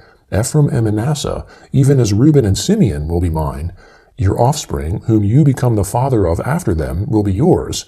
They will be called after the name of their brothers in their inheritance. As for me, when I came from Paddan, Rachel died beside me in the land of Canaan on the way, when there was still some distance to come to Ephrath, and I buried her there on the way to Ephrath, also called Bethlehem. Israel saw Joseph's sons, and said, Who are these? Joseph said to his father, They are my sons, whom God has given me here. He said, Please bring them to me, and I will bless them. Now the eyes of Israel were dim for age, so that he couldn't see well. Joseph brought them near to him, and he kissed them and embraced them. Israel said to Joseph, I didn't think I would see your face, and behold, God has let me see your offspring also. Joseph brought them out from between his knees, and he bowed himself with his face to the earth. Joseph took them both, Ephraim in his right hand toward Israel's left hand, and Manasseh in his left hand toward Israel's right hand, and brought them near to him. Israel stretched out his right hand and laid it on Ephraim's head, who was the younger, and his left hand on Manasseh's head, guiding his hands knowingly, for Manasseh was the firstborn. He blessed Joseph, and said, The God before whom my fathers Abraham and Isaac walked, the God who has fed me all my life long to this day, the angel who has redeemed me from all evil, bless the lads, and let my name be named on them, and the name of my fathers Abraham and Isaac. Let them grow into a multitude upon the earth. When Joseph saw that his father laid his right hand on the head of Ephraim, it displeased him. He held up his father's hand to remove it from Ephraim's head to Manasseh's head. Joseph said to his father, Not so, my father, for this is the firstborn. Put your right hand on his head. His father refused and said, I know, my son, I know. He also will become a people, and he also will be great. However, his younger brother will be greater than he, and his offspring will become a multitude of nations.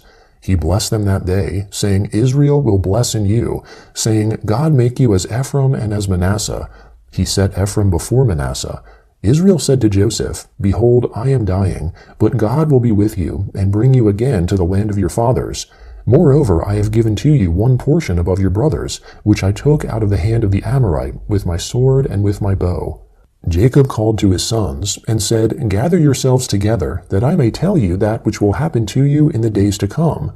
Assemble yourselves and hear, you sons of Jacob. Listen to Israel your father.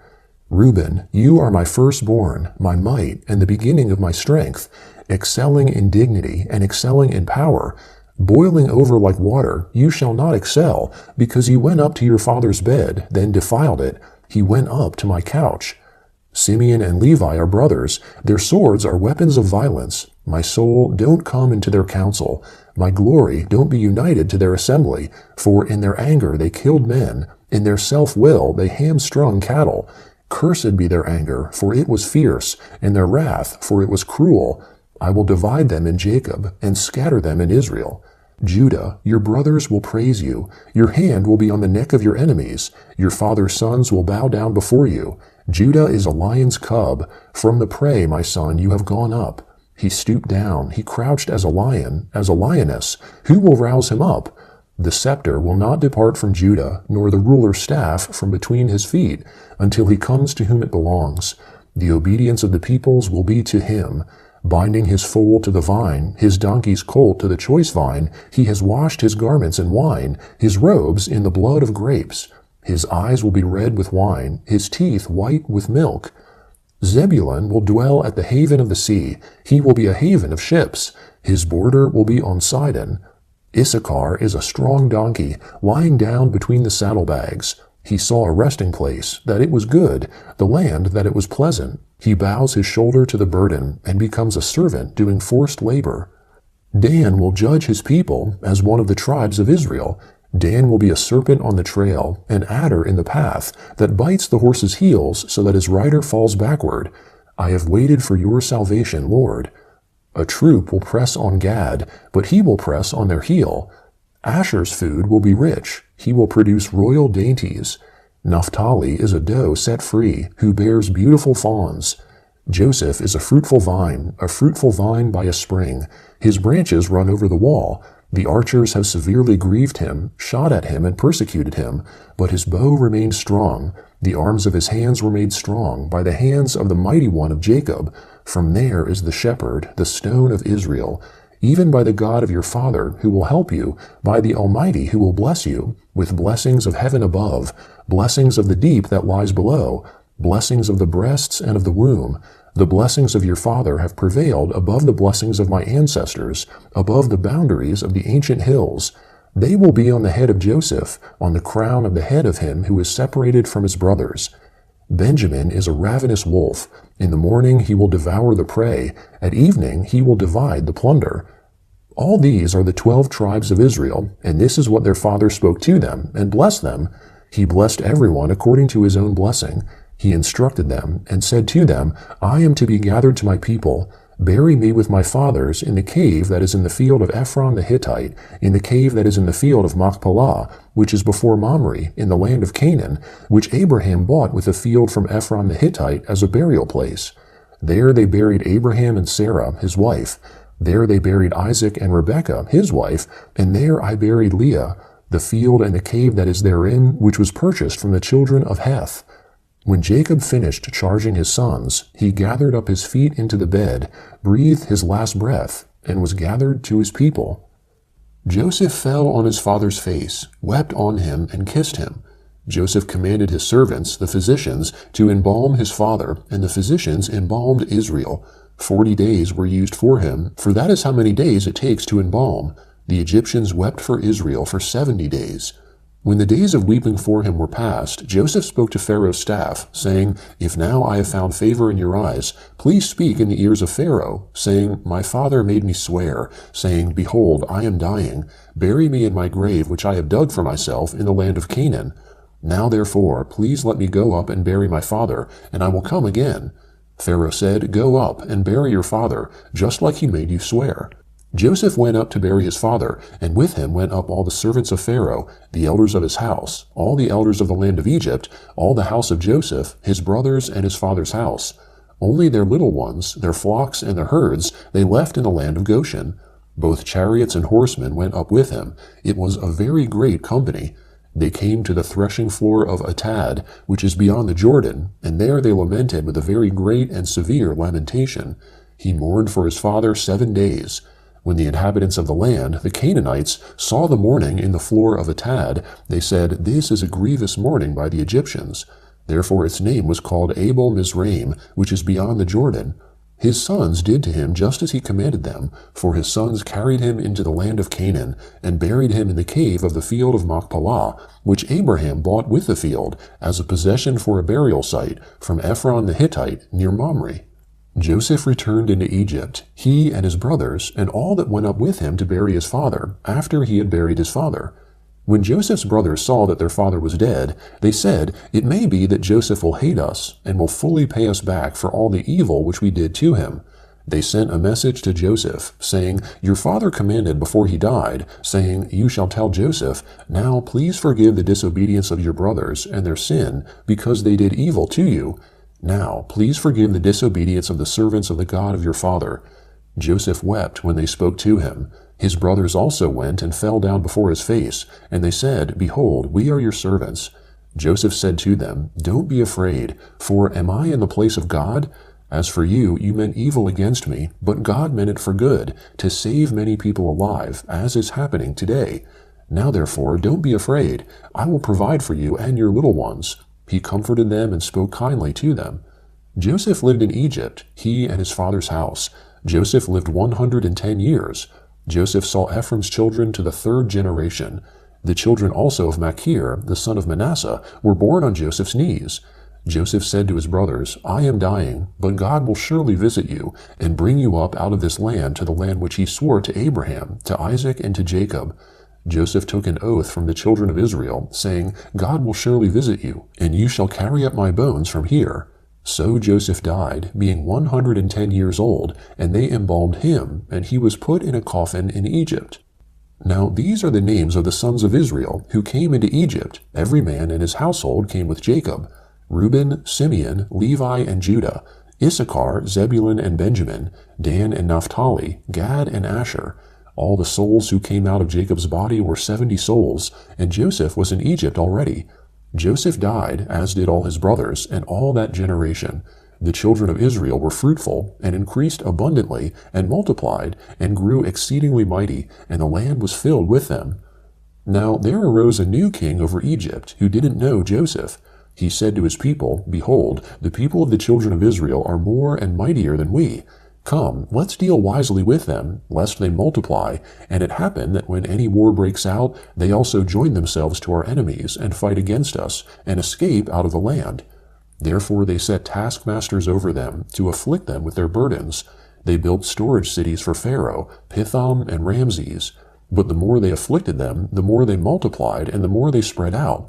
They started to dread the children of Israel. The Egyptians ruthlessly made the children of Israel serve, and they made their lives bitter with hard service, in mortar and in brick, and in all kinds of service in the field, all their service in which they ruthlessly made them serve. The king of Egypt spoke to the Hebrew midwives, of whom the name of the one was Shiphrah, and the name of the other Puah, and he said to them, When you perform the duty of a midwife to the Hebrew women, and see them on the birth stool, if it is a son, then you shall kill him, but if it is a daughter, then she shall live. But the midwives feared God, and didn't do what the king of Egypt commanded them, but saved the baby boys alive. The king of Egypt called for the midwives, and said to them, Why have you done this thing, and saved the boys alive? The midwives said to Pharaoh, Because the Hebrew women aren't like the Egyptian women, for they are vigorous, and give birth before the midwife comes to them. God dealt well with the midwives, and the people multiplied, and grew very mighty. Because the midwives feared God, he gave them families. Pharaoh commanded all his people, saying, You shall cast every son who is born into the river, and every daughter you shall save alive. A man of the house of Levi went and took a daughter of Levi as his wife.